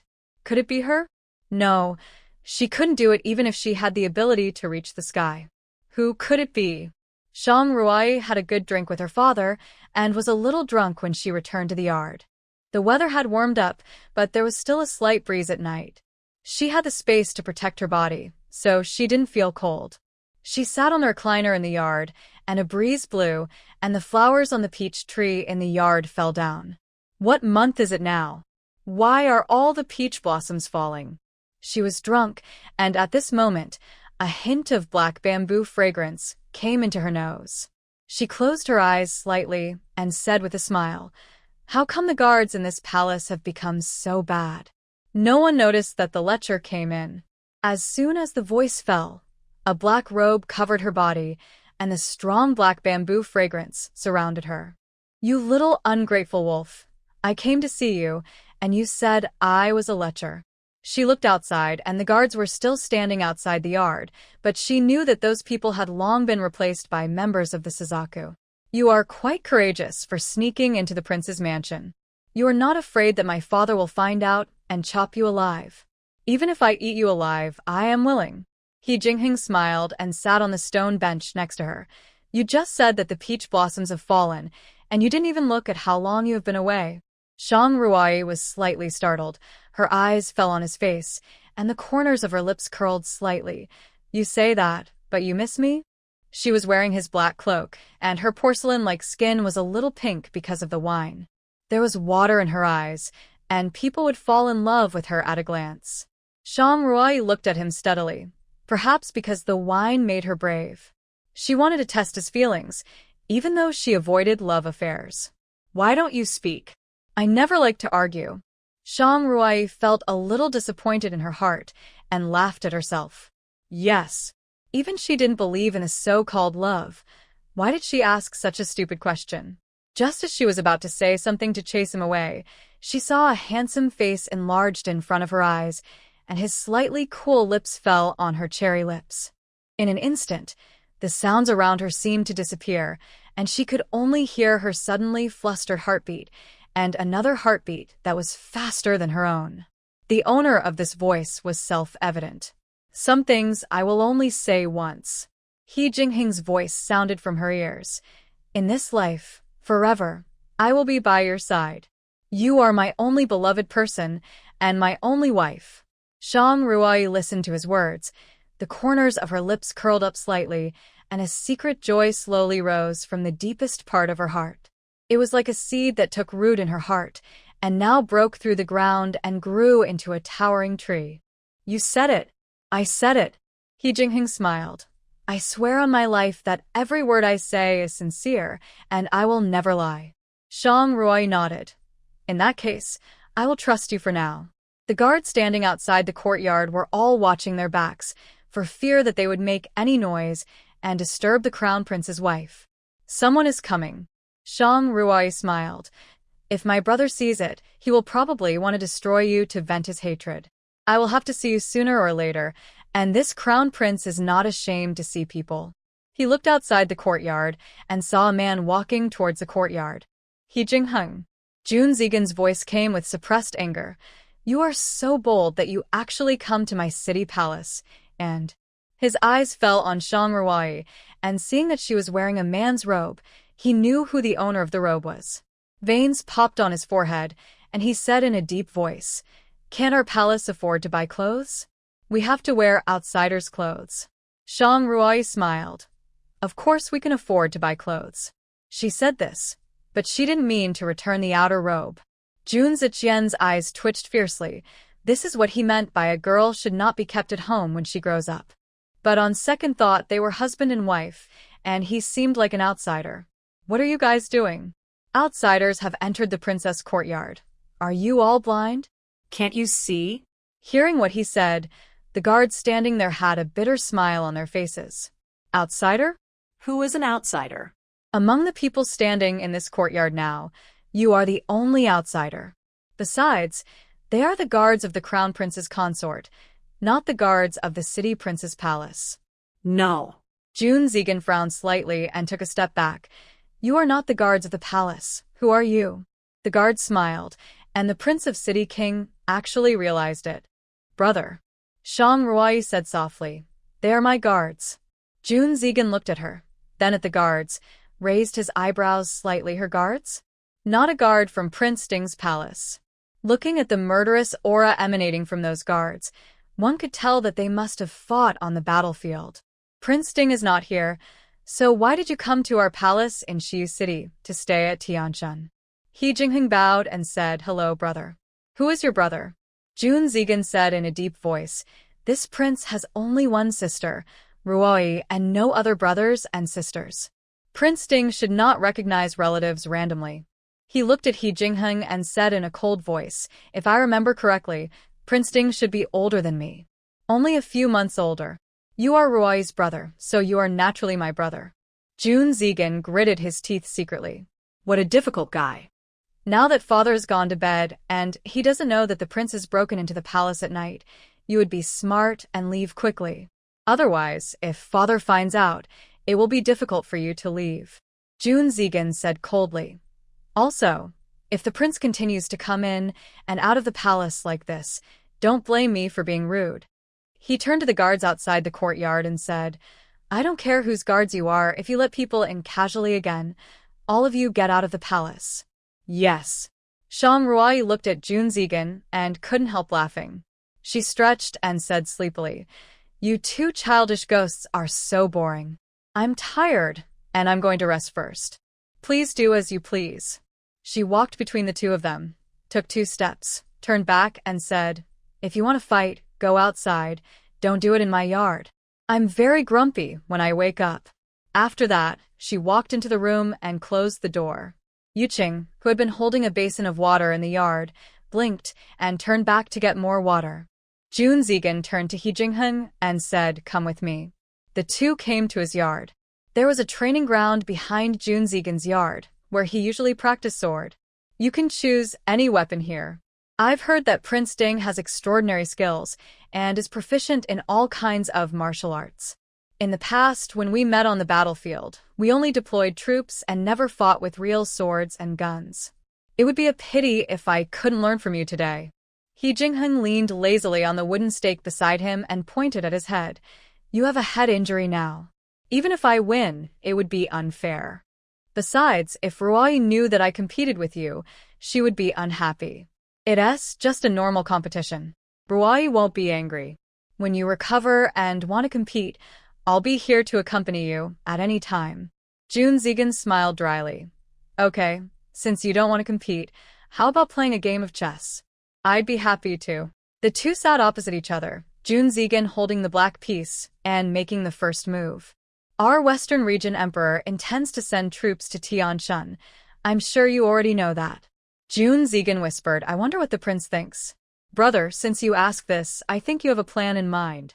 Hearing him calling him brother, June Zegan glared at him, and seeing his calm face, he whispered, Prince, it's better for you not to recognize relatives indiscriminately. After all, the Western region and Tianshan are not yet at the level of brothers. Brother is right. June Zegan felt as if his heart was blocked by a ball of cotton, neither going up nor down, and he felt very uncomfortable.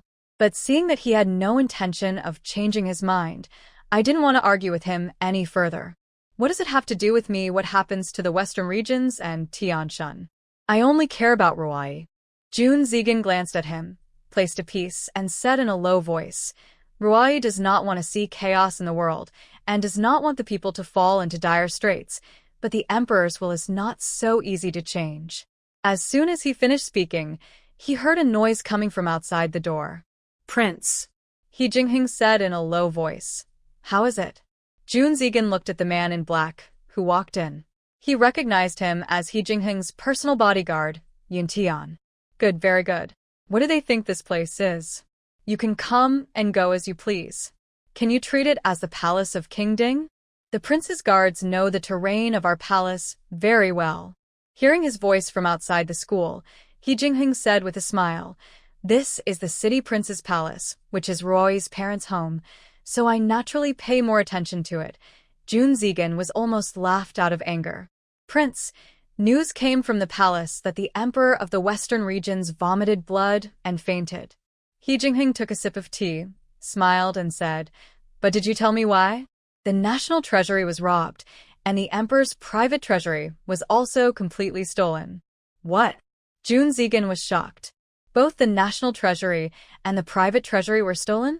Only a small number of people knew about the theft in the national treasury, and the news had not yet spread. After all, if this matter were to be spread, it would surely cause people to unsettle and endanger the country. Thinking of his father bringing Ruai back, his heart sank. Could it be that this matter was related to Ruai?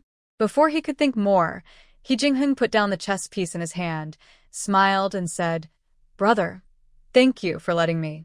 June Zegan looked at the chessboard and found that the black pieces on the board had been killed by the white pieces, without a single piece left. I've heard that the prince is an extraordinary chess player.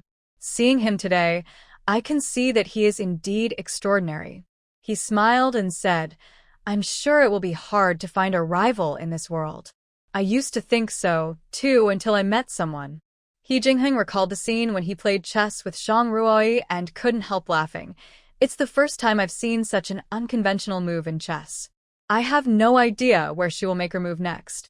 They played 3 games in total, and he lost every time. Knowing that he was talking about his sister, Ruai's chess style is just like her personality. She doesn't play by the rules. Since your emperor is penniless, I think the matter of sending troops will be put on hold for the time being. June Zegan nodded, but his heart was very heavy. What kind of master could have emptied the national treasury without anyone noticing and robbed the emperor's private treasury?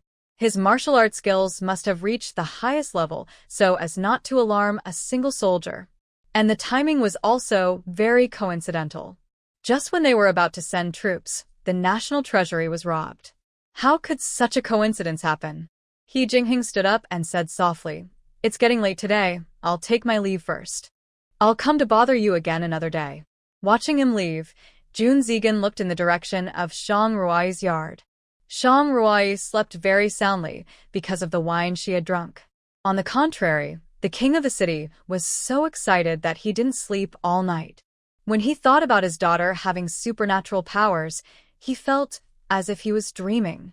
His eyes fell on the portrait on the bedside, which showed an extremely beautiful woman who looked about 70% similar to Shang Ruai.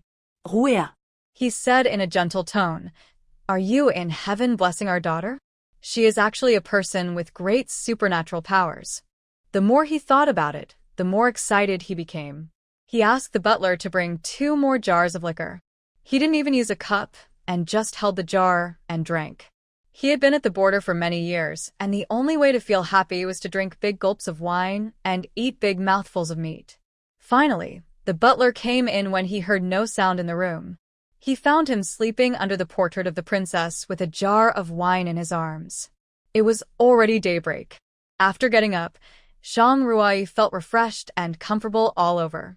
She did a set of boxing in the yard. Feeling a noise coming from not far away, she put away her hands and whispered, "I'm back." "Crown Princess." Yunqi's figure walked out slowly. Shang Ruai was about to speak when she smelled a faint smell of blood. "Are you hurt?" Cough, cough, cough. A trace of blood flowed from the corner of Yunqi's lips, and his body swayed slightly. Shang Ruai took light lotus steps and came to his side in the blink of an eye.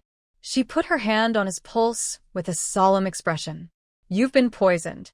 I've taken the antidote pills you gave me." Shang Ruai shook her head. The antidote pills didn't work. The poison accumulated in his body, and now all his internal organs were affected. If he wasn't treated, his life would be in danger. "Someone come." 2 guards stepped forward. "Master, take him to the room." Several people carried him to the side room. At this time, Yunqi had fallen into a coma. His eyebrows and eyes were blue and black, and his whole body was shrouded in death. "Princess, can the commander still be saved?" Shang Ruai said firmly, "As long as I don't agree, even if the king comes, he can his life from me."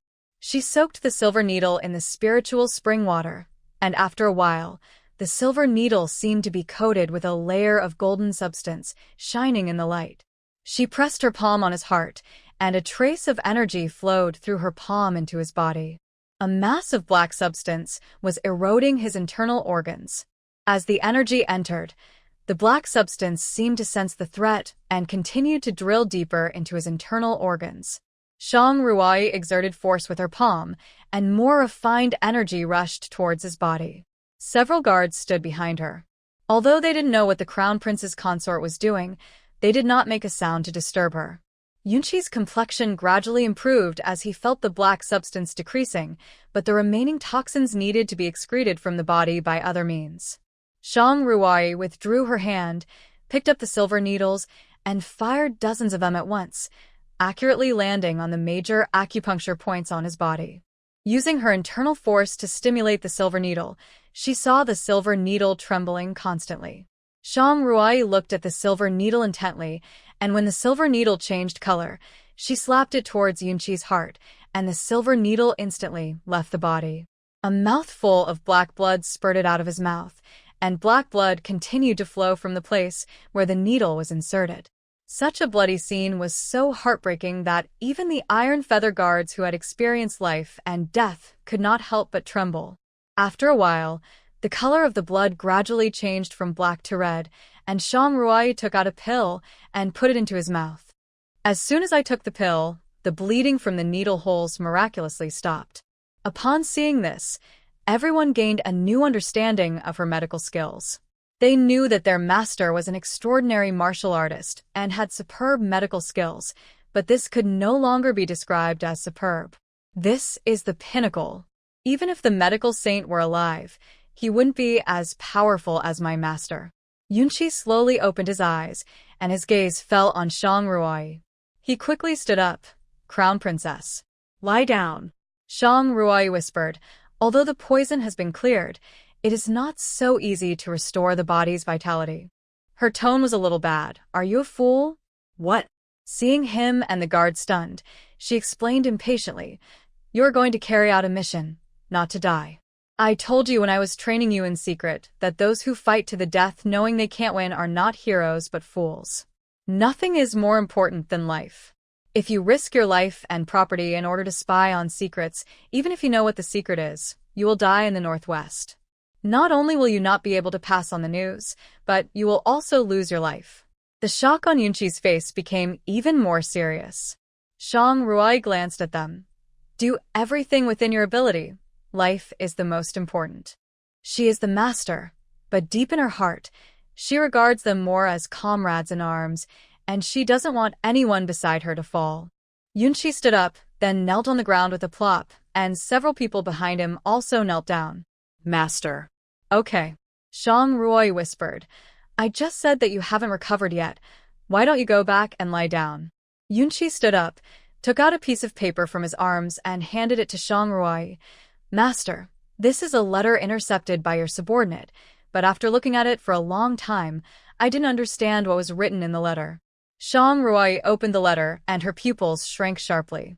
The hand holding the letter couldn't help but tremble a few times. This was the code word they used to communicate in their previous life, and only a few of them knew it.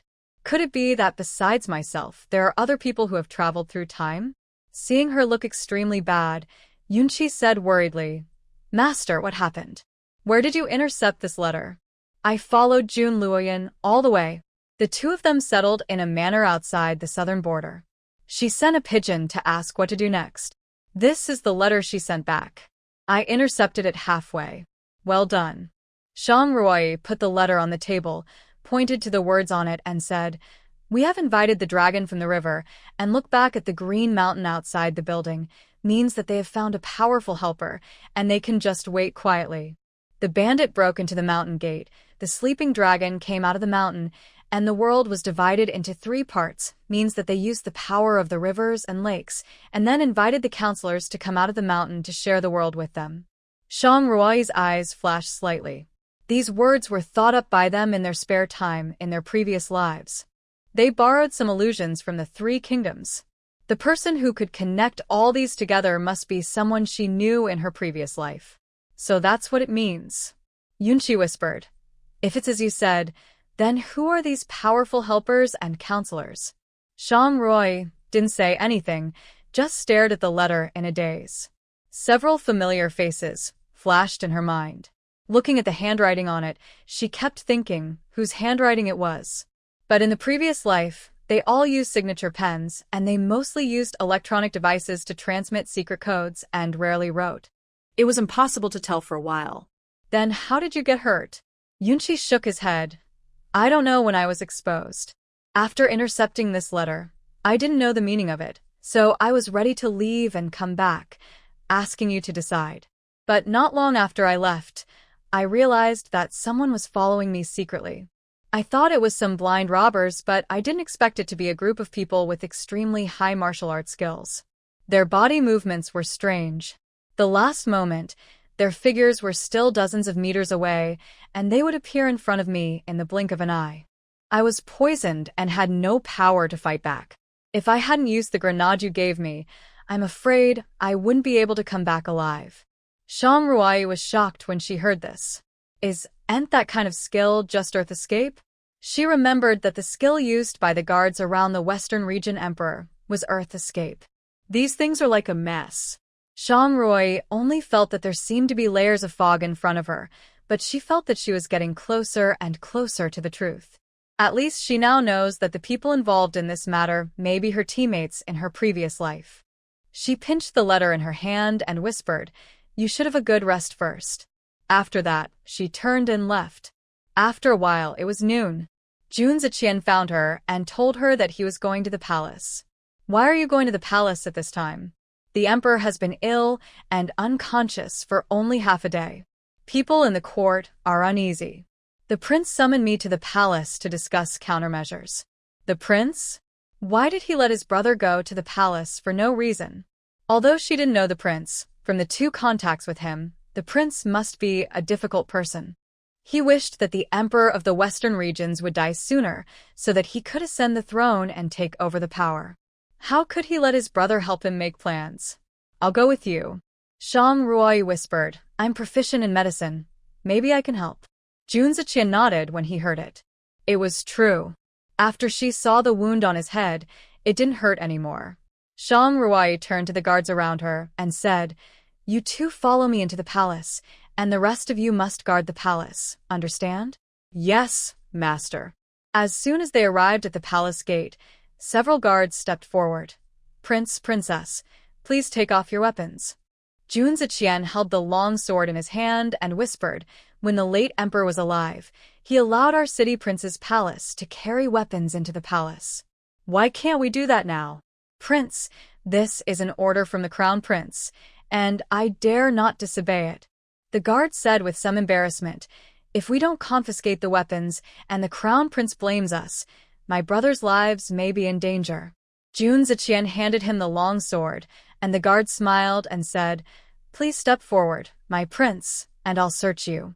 Jun Ziqian frowned slightly, but did not say anything to stop him. After the inspection, Jun Ziqian was ready to take Shang Ruoyi into the palace.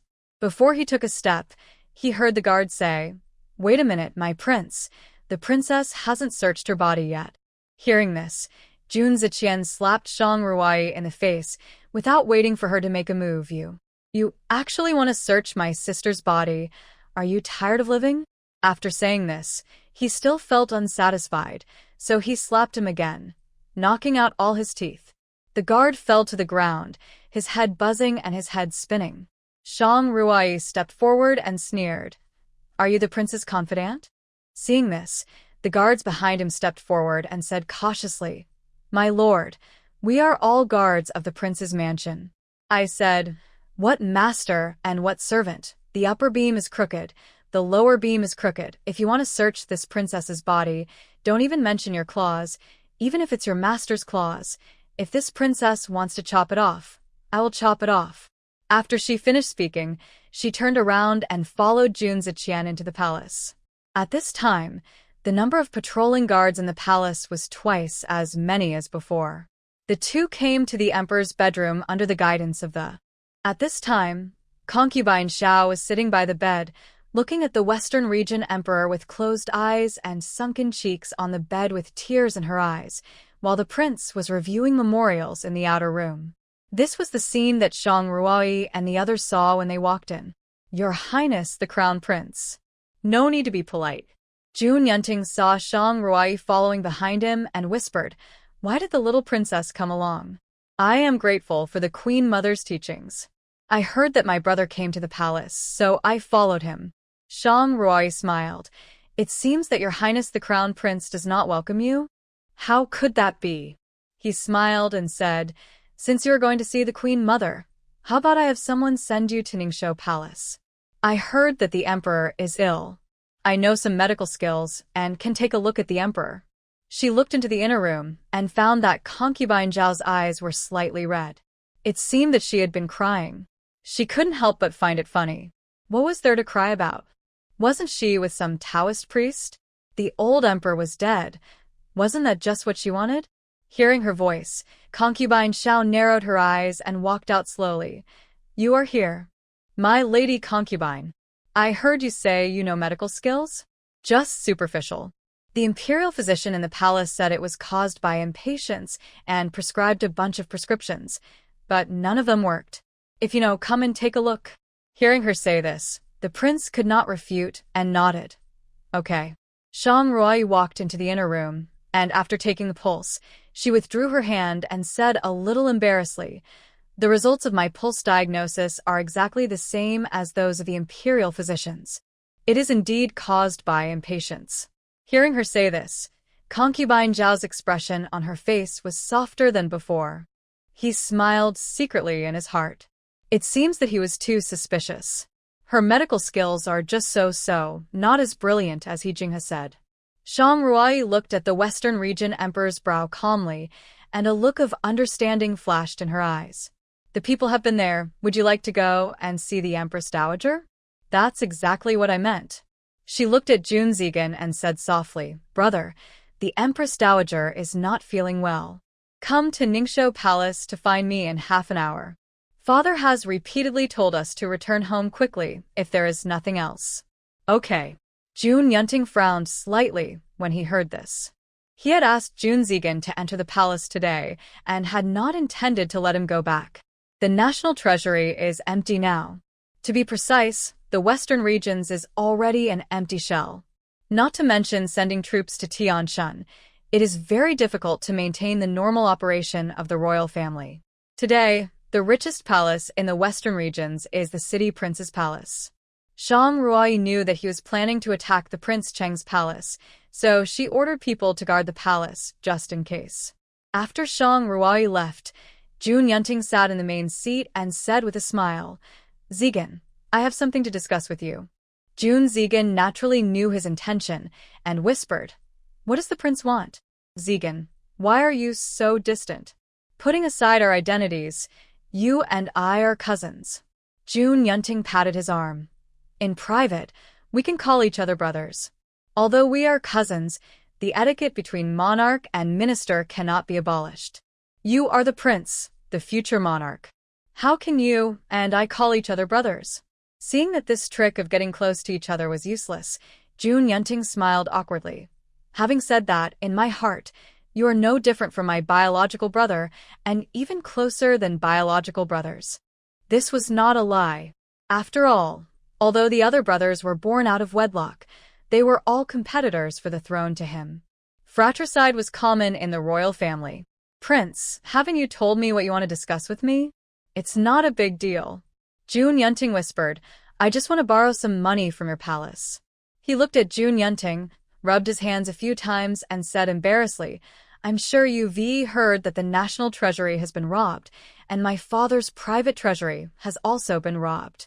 The court can't take out any money, and my father is seriously ill. Now, even the expenses of the palace have become a problem. Among my father's brothers, only your city palace is loyal to my father. Now that my father is in trouble, I can only think of you." Jun Zigan sneered in his heart when he heard this. Loyal? They were indeed loyal. But what was the result? Isn't it because the emperor is suspicious of you? His father and the emperor are brothers. Brothers? What's the use of that? Aren't you still being treated as a serve as hatchet man? When the tip of the gun stops and breaks, it will be the end of the city prince's mansion. It's not impossible to borrow some silver. I wonder how much silver the prince wants to borrow? Jun Yunting's face turned a little ugly when he heard that. He thought he had asked to borrow money, but given the king of the city's character, how could he really accept it? They will definitely say that what they have now is the emperor's gift, and now that the country is in trouble, even if they empty the entire city prince's palace, they will be able to fill this hole. He never expected that Jun Zigan would say the word borrow. Seeing that he didn't speak, Jun Zigan asked again, "Your Highness the Crown Prince?"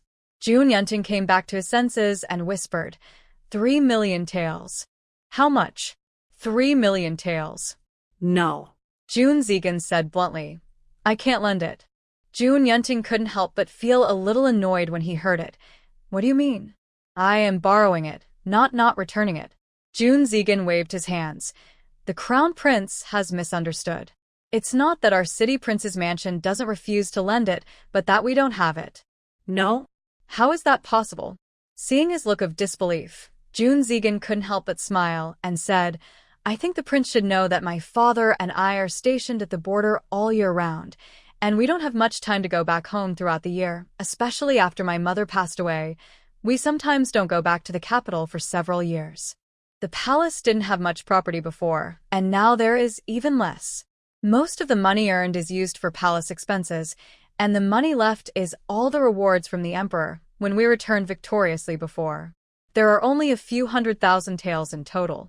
I think these are registered in the court and the Ministry of Internal Affairs can check. If you can borrow a few 100,000 taels, then those rewards from the emperor before can be lent to you. If you want 3,000,000 taels, you can't get it even if you sell the city palace." Hearing him say this, Jun Yunting was not sure whether what he said was true. "Also, if you borrow these hundreds of thousands of taels, please write a promissory note, and you have to pay it back in the future." Hearing him say this, Jun Yunting's face became even worse.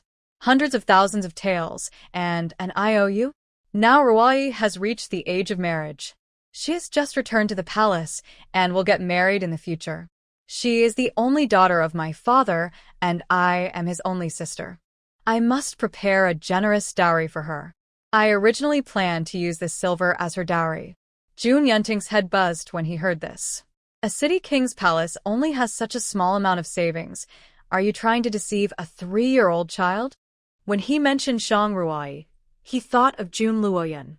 He remembered that a hairpin on Jun Luoyun's had cost hundreds or even thousands of taels, not to mention a complete set of headwear. He remembered that the third princess once complained to him that Jun Luoyun lived more like a princess than they did. How come you had money back then but are now penniless? If you don't want to borrow it, then don't borrow it. What excuses are you making here? Unfortunately, this excuse was so good that he was unable to refute it. It was given to Shang Ruai as a dowry.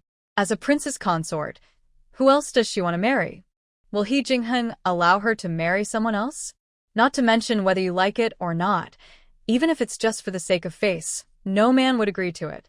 But seeing that he was talking nonsense in a serious manner, Jun Yunting had no choice. Now the people in the court were in unrest, and they still needed the city prince's mansion to stabilize the morale of the army. Seeing that he stopped talking, Jun Zigan whispered, "I will go back now and ask someone to send the silver." Hundreds of thousands of taels of silver could not last long. If the city prince's mansion could not come up with the silver, he would have to use the silver from the prince's mansion to make up for it. But how could he be willing to do that? These were saved by my mother for me to use in emergencies. If my father wakes up and investigates the source of the money, he might become suspicious of me. After all, several million taels is not a small amount. But if you don't take it out, I'm afraid there will be big problems. At this moment, his eyes fell on Concubine Xiao, who was taking care of the patient in the inner room. Concubine Xiao was his father's favorite concubine, and she was from the Xiao family, so she must have a lot of money. Even his maternal grandfather, the Yuan family, was inferior to the Xiao family. At this time, a young came in and whispered, "Your Highness, the Queen is affectionate. Since the Queen has something to discuss with Your Highness, I will take my leave first." He was about to leave. He heard Concubine Xiao say softly, "Wait a minute." Jun Zigan frowned slightly. "What's the matter, Your Majesty?" "I have something to tell you." She looked at the prince. Jun Yunting narrowed his eyes and said to Concubine Xiao, "Mother Xiao, I'm going to see the Queen Mother first." At this time, besides the palace servants, the only people left in the palace were the Emperor, Concubine Xiao, and Jun Zigan. The Emperor was still in a coma. Imperial Concubine Xiao walked up to him, looked back at the person on the couch, and whispered, "Aegon." Jun Zigan took a step back, bowed and said, "Greetings, Imperial Concubine." Aegon. Imperial Concubine Xiao saw him like this, with a lonely look on her face. "Aegon, when did we become so estranged from each other?" "Imperial Concubine, you are my elder." "It's not estrangement, but respect." Jun Zigan lowered his eyes and said calmly, "If Your Majesty has nothing important to say, I will leave first. Ruai is still waiting for me to pick her up at the Empress Dowager's place." When he mentioned Shang Ruai, a trace of disgust flashed in Imperial Concubine Zhao's eyes. "Shang Ruai, Shang Ruai. It's Shang Ruai again. The name I heard most these days was Shang Ruai. He Jinghe is wary, Jun Zigan loves him. In the western regions, she should have been the most noble woman here, but all the limelight was taken away by Shang Ruai in one day. Aegon, it was not my wish to enter the palace back then." She bit her lip, her eyes reddened. "My grandparents threatened to die, asking me to continue the glory of the Xiao family. I had no choice but to enter the palace to serve."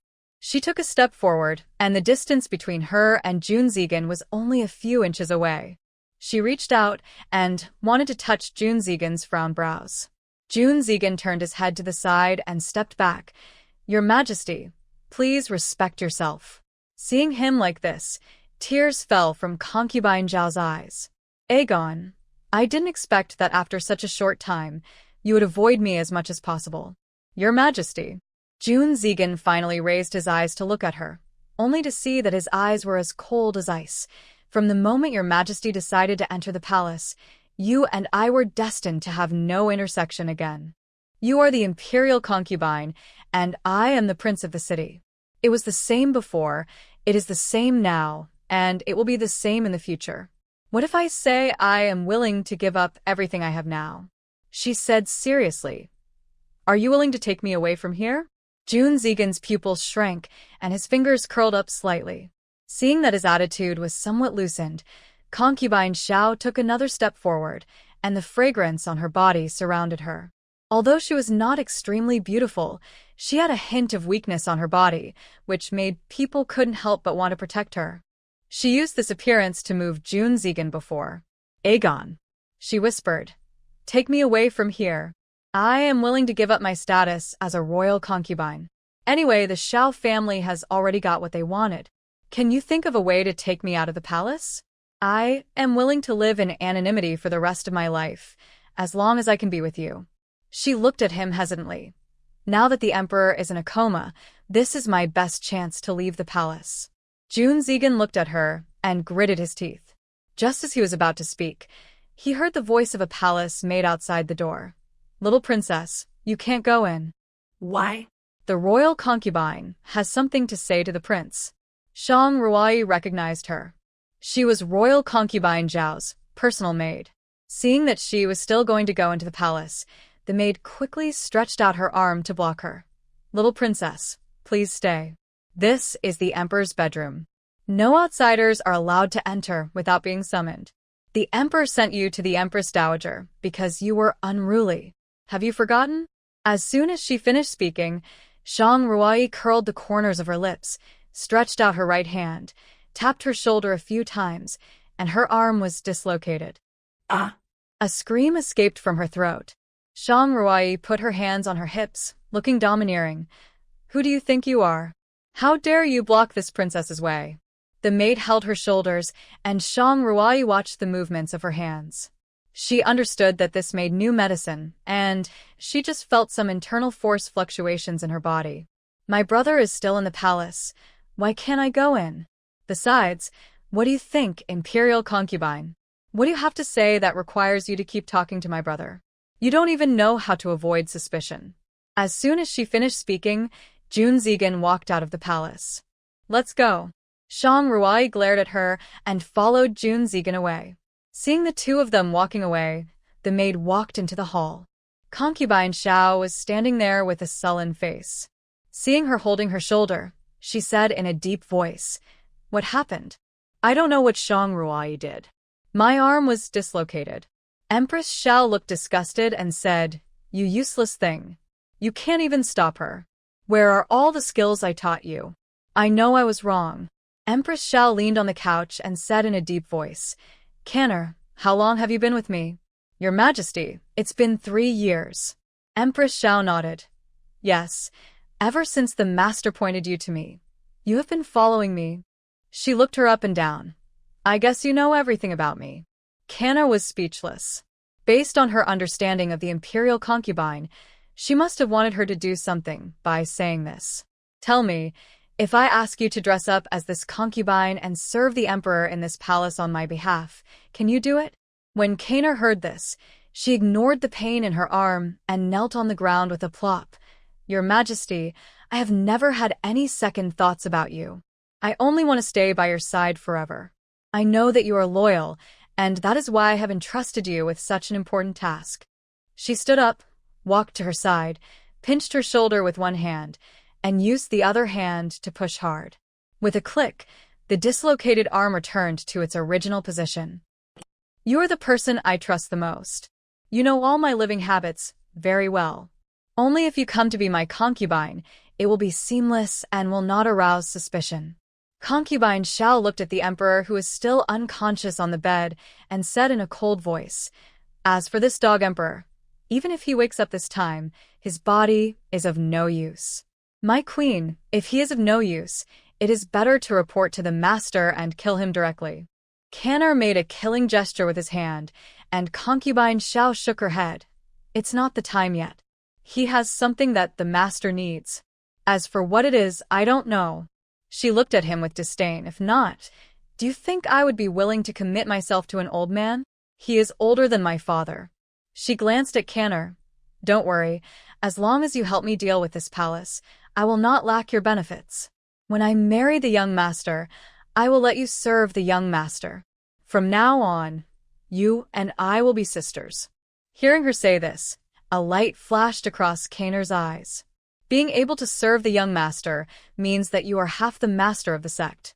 But she knew Concubine Zhao's character very well. If she showed extreme excitement at this moment, she would definitely bear a grudge against her. After using her, she would find a reason to get rid of her. Your Majesty, I am your servant and always will be. It is my honor to serve you and the young master. I will never have any other extravagant thoughts. I just want to stay with you all my life and be with you, and I will be satisfied. Sure enough, after hearing her say this, the scrutiny in Concubine Zhao's eyes eased, and she said with satisfaction, instead of giving it to someone else, it is better to let the person I trust the most take this position. You are the most suitable candidate. Canner said nothing, but lowered her head even lower, looking extremely reluctant, and this was exactly what Concubine Zhao wanted. A servant should behave like a servant. If you honor her, she should be grateful. Shang Ruai followed behind Junzigen. She looked at his heavy back and whispered, "Brother, are you worried about something?" Junzigen was immersed in his own thoughts and did not hear her words. Shang Ruai's eyes flickered slightly. I didn't expect that Concubine Zhao had such a great influence on my brother. In fact, she heard their conversation clearly. From the first time they met in the garden, Shang Ruai noticed that something was wrong with him. The moment she saw Concubine Zhao, she clearly felt that his breathing was disordered for a moment and his body was a little tense. But she didn't think much about it at that time. Her attention was more focused on the man in gray robe. When they met again today, she discovered that her brother's eyes would drift towards the inner room from time to time. To outsiders, it seemed like he was observing the emperor's physical condition. In fact, his eyes always fell on Concubine Zhao. Brother. Junzigen came back to his senses after calling him again. What's wrong? Brother, did you know Concubine Zhao before? Junzigen paused, then nodded. We were familiar with each other before she entered the palace. Familiar. There are probably not many people in the western regions who are worthy of the name acquaintance by his brother. How familiar are they? Junzigen looked at her. Why are you asking these questions? Shang Ruai smiled. Nothing, I'm just a little curious. Concubine Zhao knows so many people. What do you mean? Nothing, I just didn't expect that she looks as holy as a lotus, but in fact, tsk. Junzigen frowned when he heard this. Explain yourself clearly. What's there to say? I'm afraid it would dirty your ears. Empress Xiao is the legitimate daughter of the Xiao family in the western regions. The Xiao family is very strict in family management, and the kind of thing you describe will never happen. I haven't said it yet. Why are you so anxious, brother? Shang Ruai smiled and said, I also saw it by chance. She touched her nose and said embarrassedly, I'm sure my brother has heard about the theft in the palace. Junzigen looked at her suddenly. Did you really do it? When Shang Ruai heard him say this, she knew that her brother had already suspected her and nodded without concealment. That's right, but did you know that there was a theft in Concubine Zhao's palace? Junzigen shook his head. I was the one who emptied her place. Too. Shang Ruai said in a low voice. I heard and saw some things in her palace. What's up? Have you ever seen the heavenly master mentioned by the emperor of the western regions? He pondered for a moment and said in a low voice, I have only seen his back and have not seen his true face, but I know that the emperor has a Taoist priest who is guiding him. Letting the prince of Cheng's mansion attack Tianshan, seize the 16 prefectures of Yenyun, and massacre the city. This series of events were planned by Concubine Zhao and this heavenly master, and the two of them had already slept on the same couch. Junzigen's pupils shrank slightly, and his steps stopped abruptly. He looked at her in disbelief. What you said. It's all true. Shang Ruai said word by word. If I tell you even a lie, let me. She was about to swear an oath when she was interrupted by Junzigen. Don't talk nonsense. How can you make such an oath casually? What's that? I have never lied, so even if I swear an oath, I am not afraid. Shang Ruai's words made Junzigen's heart sink to the bottom. How could it be? How could it turn out like this? Jinjin is such a kind person. How could she conspire with others to come up with such a vicious plan? And that so-called heavenly master is not a good guy at all. He provoked wars between countries in order to reap the benefits. I heard their conversation. He was said to be the leader of some sect, and that heavenly master was the young sect leader. Hearing him say this, Jun Zigan frowned even deeper, and his face looked extremely ugly. Brother.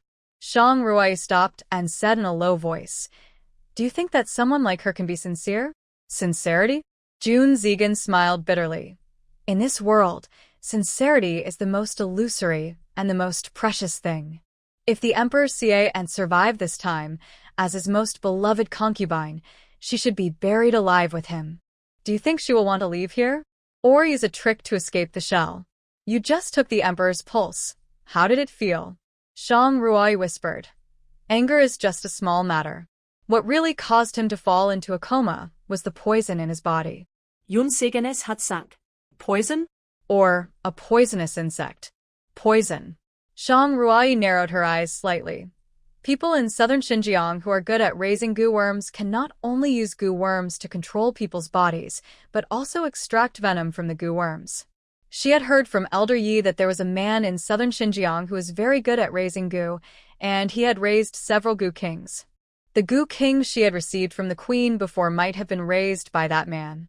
Although extracting venom from the goo king is not as effective as directly administering the poison, it is not easy to be detected. Unless there is a genius doctor to diagnose the pulse, no one would find out that it was the goo poison that was at work.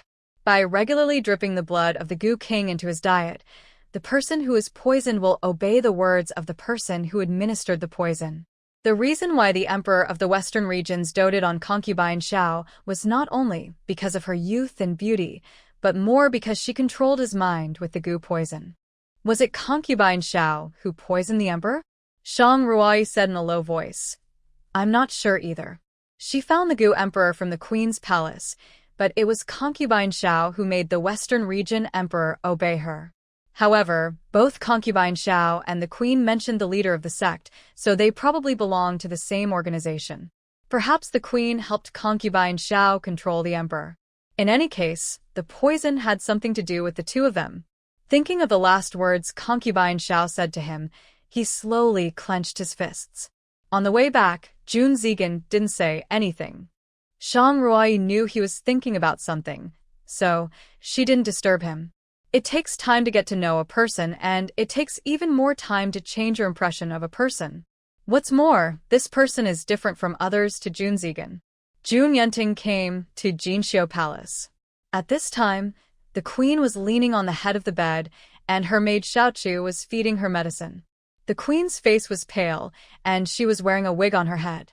Her originally stunning beauty had disappeared, and she looked more than 10 years older than she had been a few days ago.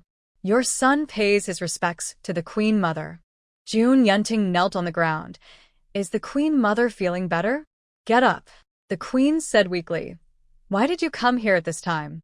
My queen mother, my father is seriously ill. The court is in trouble again, and the other princes are ready to make a move. Your son has come to ask for your advice. Jun Yunting slowly raised his head, and his eyes fell on the queen's face. What should we do next? What should we do? The queen smiled. Do you want to ascend the throne? Jun Yunting lowered his head and said nothing, but his silence had already made his position clear. Sure enough, like father will give birth to like son. She pushed the medicine bowl aside and looked at him with cold eyes. The western region is just an empty shell now. You ascended the throne at this time. Are you trying to fill the hole for your father? Over the years, you have been the prince and have indeed accumulated a lot of family property, but compared with the huge national treasury, your family property is just a drop in the bucket. Even if you add my own and your grandfather's, it is not enough. After she finished speaking, she began to cough. Thank you for your advice, mother. The queen glanced at him and said impatiently, Is there anything else? No, I just came to see you, mother. I'm tired. You can go back. The queen whispered, I will order people to keep an eye on the court, and I will be aware of any disturbances, so you don't have to worry. Thank you, mother, for your plans. The prince's face was full of joy. Take good care of me, mother, I'll take my leave. Seeing him leave, the queen whispered, What about the 7th prince and that? Your Majesty, the 7th prince has been in the prince's mansion recently, and the deposed concubine is still like a living dead. You don't have to worry. I won't feel at ease until that woman is dead. The queen rubbed her eyebrows. She often had nightmares recently, and in her dreams, that woman was coming to take her life. Are you mocking me by saying this? The queen said coldly, I also put in a lot of effort, but I still couldn't marry the Prince of Chung. Xiaochu was shocked, and she knelt on the ground quickly. Your Majesty, please forgive me. This is not what I meant. I just remembered that concubine Xiao and the Prince of Chung were childhood sweethearts. There were rumors that concubine Xiao and the Prince of Chung had already had feelings for each other before she entered the palace. The queen glanced at her. What about childhood sweethearts? What about innocent children? They spread gossip about concubine Xiao and Junzhe, but did they spread the gossip about me and the Prince of Chung? Upon hearing this, Xiaochu hurriedly shook her head. Your Majesty is upright and honest. How can she be compared to a dissolute person like concubine Xiao? Who dares to gossip about your Majesty? Hearing what she said, the queen directly overturned the pills and said angrily, Why? Why doesn't anyone gossip about me? Xiaochu trembled and knelt on the ground, not daring to speak. I have sacrificed half my life, but in the end I didn't even get a word of gossip. Am I not even worthy of having my name mentioned together with his? She didn't know what she was thinking of. She threw back the quilt and quickly came to the dressing table. Looking at the haggard face in the mirror, she touched it with her hand in disbelief. The next moment, she tossed the mirror to the ground like a madman. The edge of the bronze mirror just scratched her heart, and dark red blood flowed out. Not long after, at this moment, a white worm flowed out along with the blood. She felt a void in her heart and fell weakly. Your Majesty! The queen couldn't help but laugh as she looked at the dead love insect. As she laughed, tears began to stream down her face. Ha ha ha, dead, dead. Empress. Xiaochu looked at her worriedly. Empress, what happened to you? The queen looked at the insect, covered the wound with one hand, and pulled the corner of her lips. The last connection between me and him is also broken. It's gone. Nothing is left. She pulled off her hood, her eyes full of determination. From today on, I am the queen of the Western regions, the real queen. I will live for myself. Empress, you are injured. Let me bandage you. The queen looked at her. His eyes were filled with coldness. Publish the identity of Shang Ruai. I think there are still many people in Tianshan who don't know who she is. Seeing that the wound on her body was still bleeding, Xiaochu said softly, My queen, I will ask the imperial physician to treat you. No need. She looked at the blood-stained collar, took out the hemostatic powder, sprinkled it on the wound, and the powder fell on it. The wound emitted bursts of white smoke, which was painful just by looking at it. But after the smoke dissipated, the pain gradually subsided, and the wound on her chest had stopped bleeding. Isn't it embarrassing enough for me to look like this now? If the imperial physician comes and spreads out, I'm afraid my position as the master of the harem will not be saved. She pointed to the box that Xiaozhe sent a few days ago. Put on the wig inside. I want to dress up. My queen, you still have wounds on your body. It's just a small wound. She took off her clothes, and the wounds on her body had begun to heal slowly. Her face was no longer pale. Since the love goo left her body, it was as if she had left behind a heavy burden. Xiaochu looked at her expression, and a hint of worry rose in his heart. What method did the queen use to make herself recover so quickly? With such an injury, even the master of the sect might not be able to recover in such a short time. When Shang Ruai returned to the palace, her father had already woken up. Ruai. The king of the city had a worried look on his face. The western region is now in danger, and I'm afraid that your father doesn't have time to accompany you in the manor. He said to Jun Ziqian beside him, Take your sister to the farm. Fortunately, her identity has not been made public yet. Your father has been guarding the western region for many years and has offended many people. Now that the western region is in danger, someone will come to retaliate. You should go to the farm to hide. He patted Shang Ruai on the shoulder and said lovingly, With your ability, you will definitely have the power to protect yourself. Your father is relieved. Father. Jun Ziqian frowned and said, What are you doing? Back then, your father did not protect your mother well. Although I still don't know the reason why she left, now your father wants to do his best to protect you.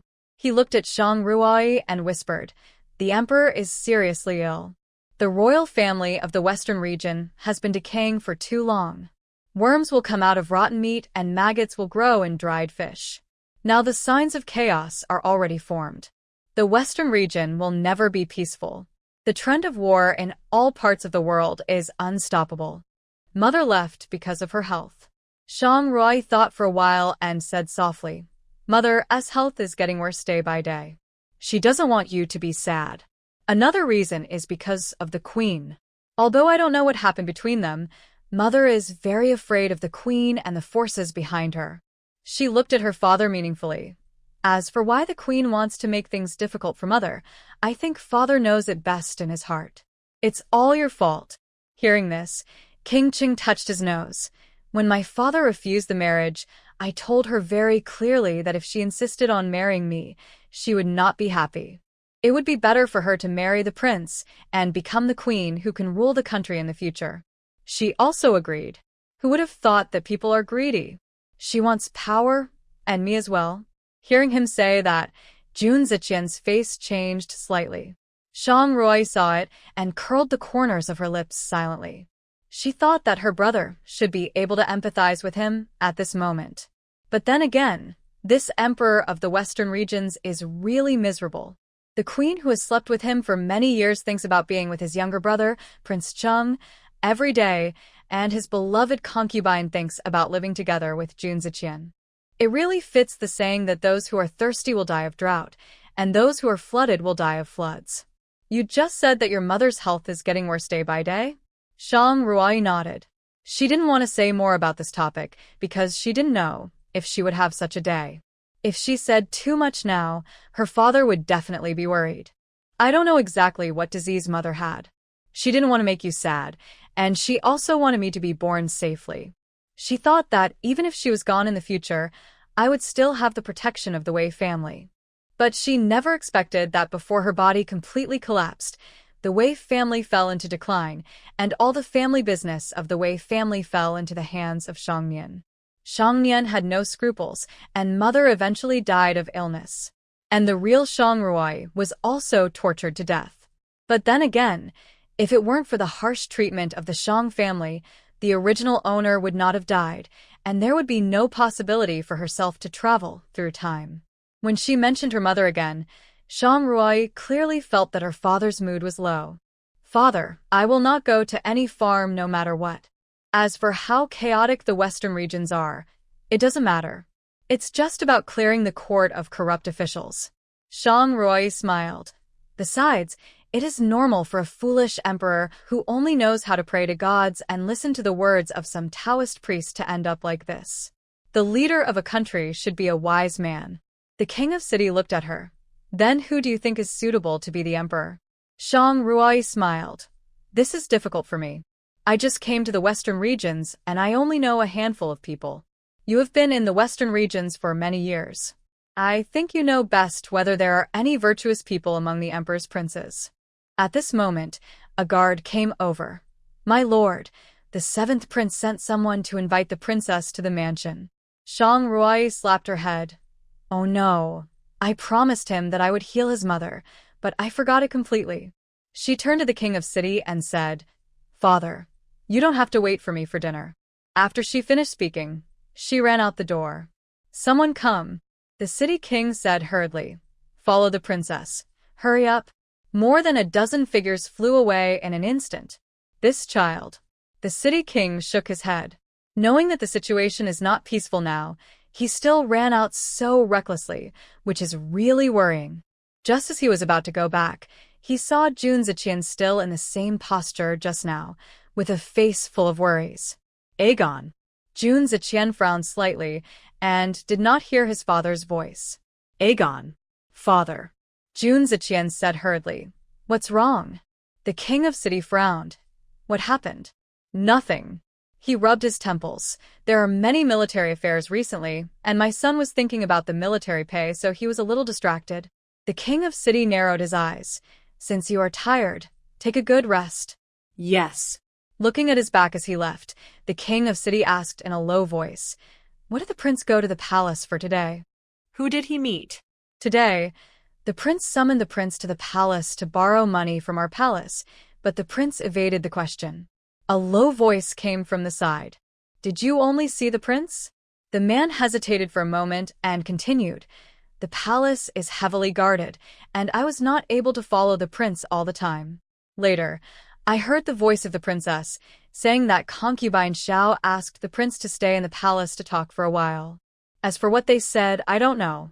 Humph, it's the daughter of their Xiao family again. The king of cities said in a deep voice, "It seems that I was right not to allow her to enter the palace before. Now she is still restless after marrying into the palace. Follow the prince, and don't let him do anything out of line." Yes. As the last word fell, the breath disappeared. Shang Ruai sensed a strange breath behind her. Those breaths just followed from a distance and posed no threat. She knew that they must be sent by her father to protect her. Just after walking for a distance, a man with a strange look suddenly appeared not far behind her. Princess. Hearing this familiar voice, Shang Ruai hurriedly reined in her horse and looked back. "I am here to protect the princess on the orders of the prince." Upon hearing this, Shang Ruai's face flashed a helpless smile.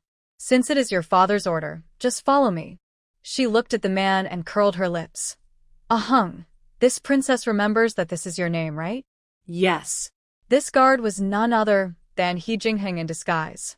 When he said the first word, Shang Ruai recognized him.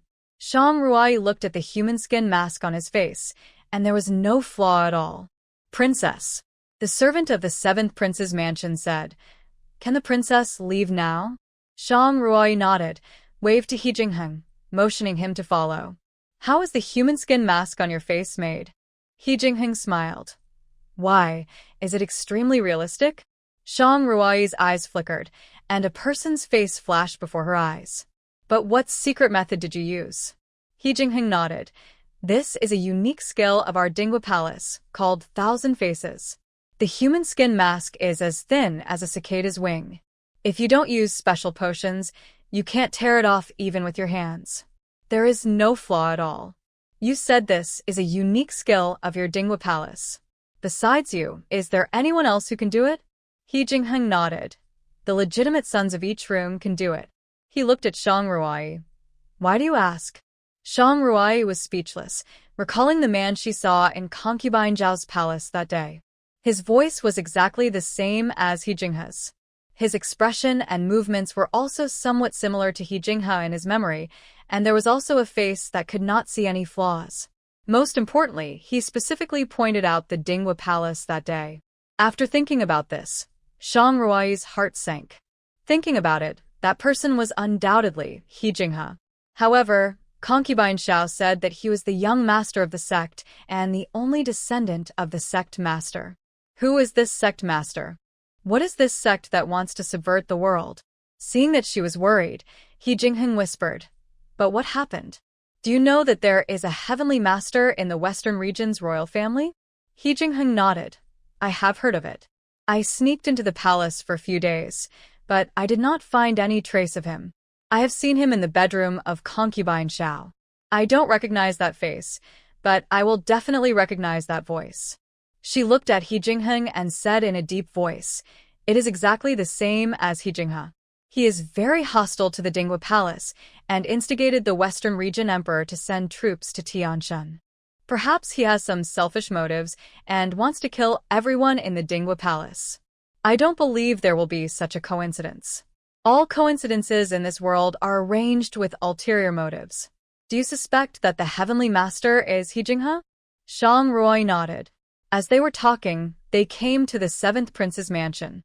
At this time, the seventh prince was anxiously wandering around in his mother's room. "Send someone to check where the little princess is." Yes. Before the guards could turn around, they heard a voice coming from the door. "Your Highness, the little princess is here." Upon hearing this, the seventh prince was delighted and walked out quickly.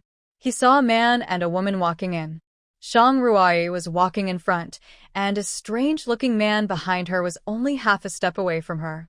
According to etiquette, he was a little too close, but at the moment, the seventh prince no longer had the energy to pay attention to these. He quickly walked up to Shang Ruai, pulled her wrist without saying anything, and was about to walk into the inner hall. He Jingheng saw this and swung his palm. Fortunately, the seventh prince was quick-witted and quickly let go of her hand and stepped back. How dare you? It's okay for a guard like you to not greet me, but you actually attacked me. Have you had enough of living? The seventh prince said loudly. Who taught you that? Men and women should not touch each other. What do you want to do to the princess? Seventh prince. Although He Jingheng was wearing a human skin mask, his eyes did not change. The seventh prince clearly felt the murderous aura emanating from his eyes. This was not a verbal threat. This murderous aura seemed to have condensed into substance. As long as he stretched out his hand again, this guard would really kill him. Shang Ruai couldn't help laughing. After not seeing each other for some time, He Jingheng actually learned to be jealous.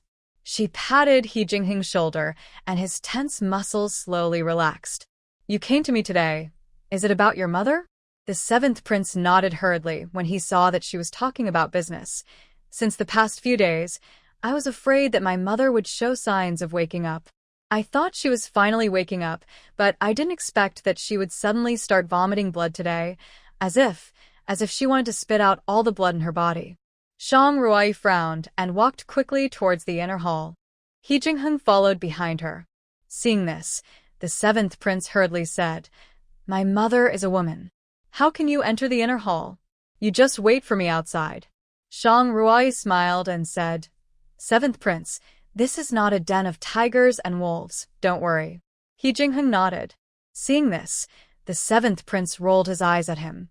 If it weren't for the sake of his uncle and Roy, he would definitely deal with this guard. He Jingheng saw the deep meaning in his eyes, rolled his eyes at him, and came to the pillar beside him to close his eyes and rest.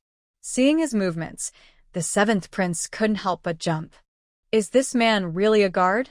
The aura around him is actually higher than his own. Shang Ruai walked into the room, and the bloody smell that hit her face made her nauseous. Looking at the basins of blood being carried out, Shang Ruai's heart jumped. She hurried to the bed, only to see a haggard woman lying lifelessly on the bed, with blood on the corners of her lips constantly flowing down. The maid wiped it with a handkerchief, and the handkerchief was soon stained with blood.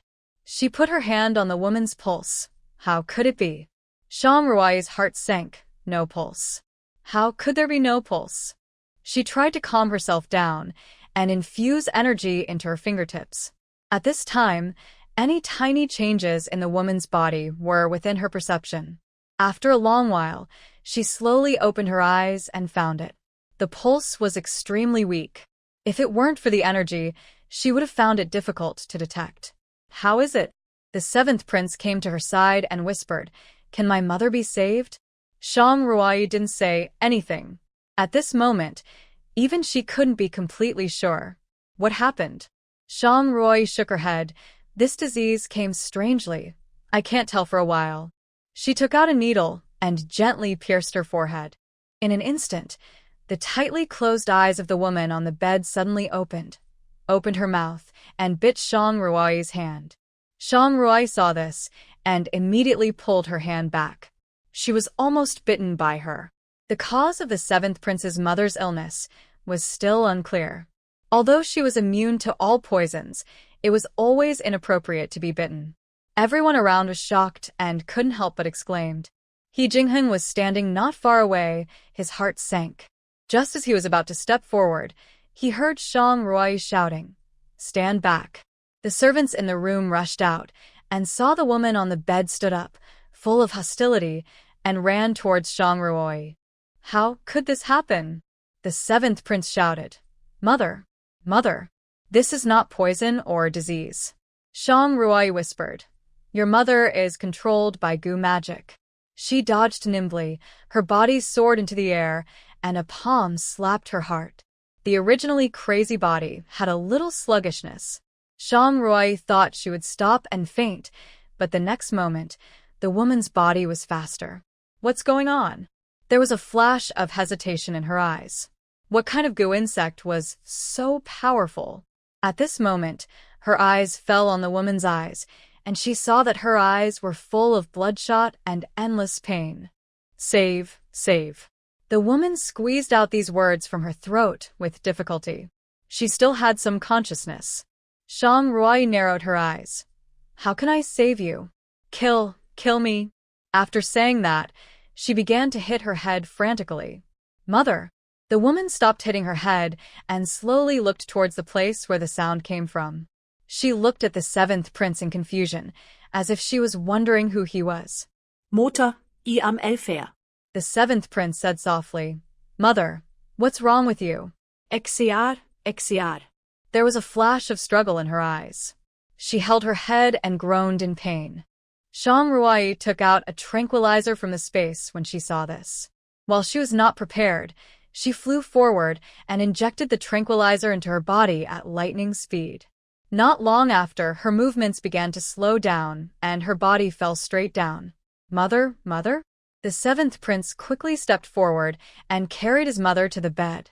Turning to look at Shang Ruai, what's going on? This poisonous insect controls her thoughts and behavior. I think this poisonous insect may be on her head. The seventh prince was about to refute, but when he recalled the scenes just now, he had to believe her. What should I do? The seventh prince looked at the person on the bed in pain, clenching his fists.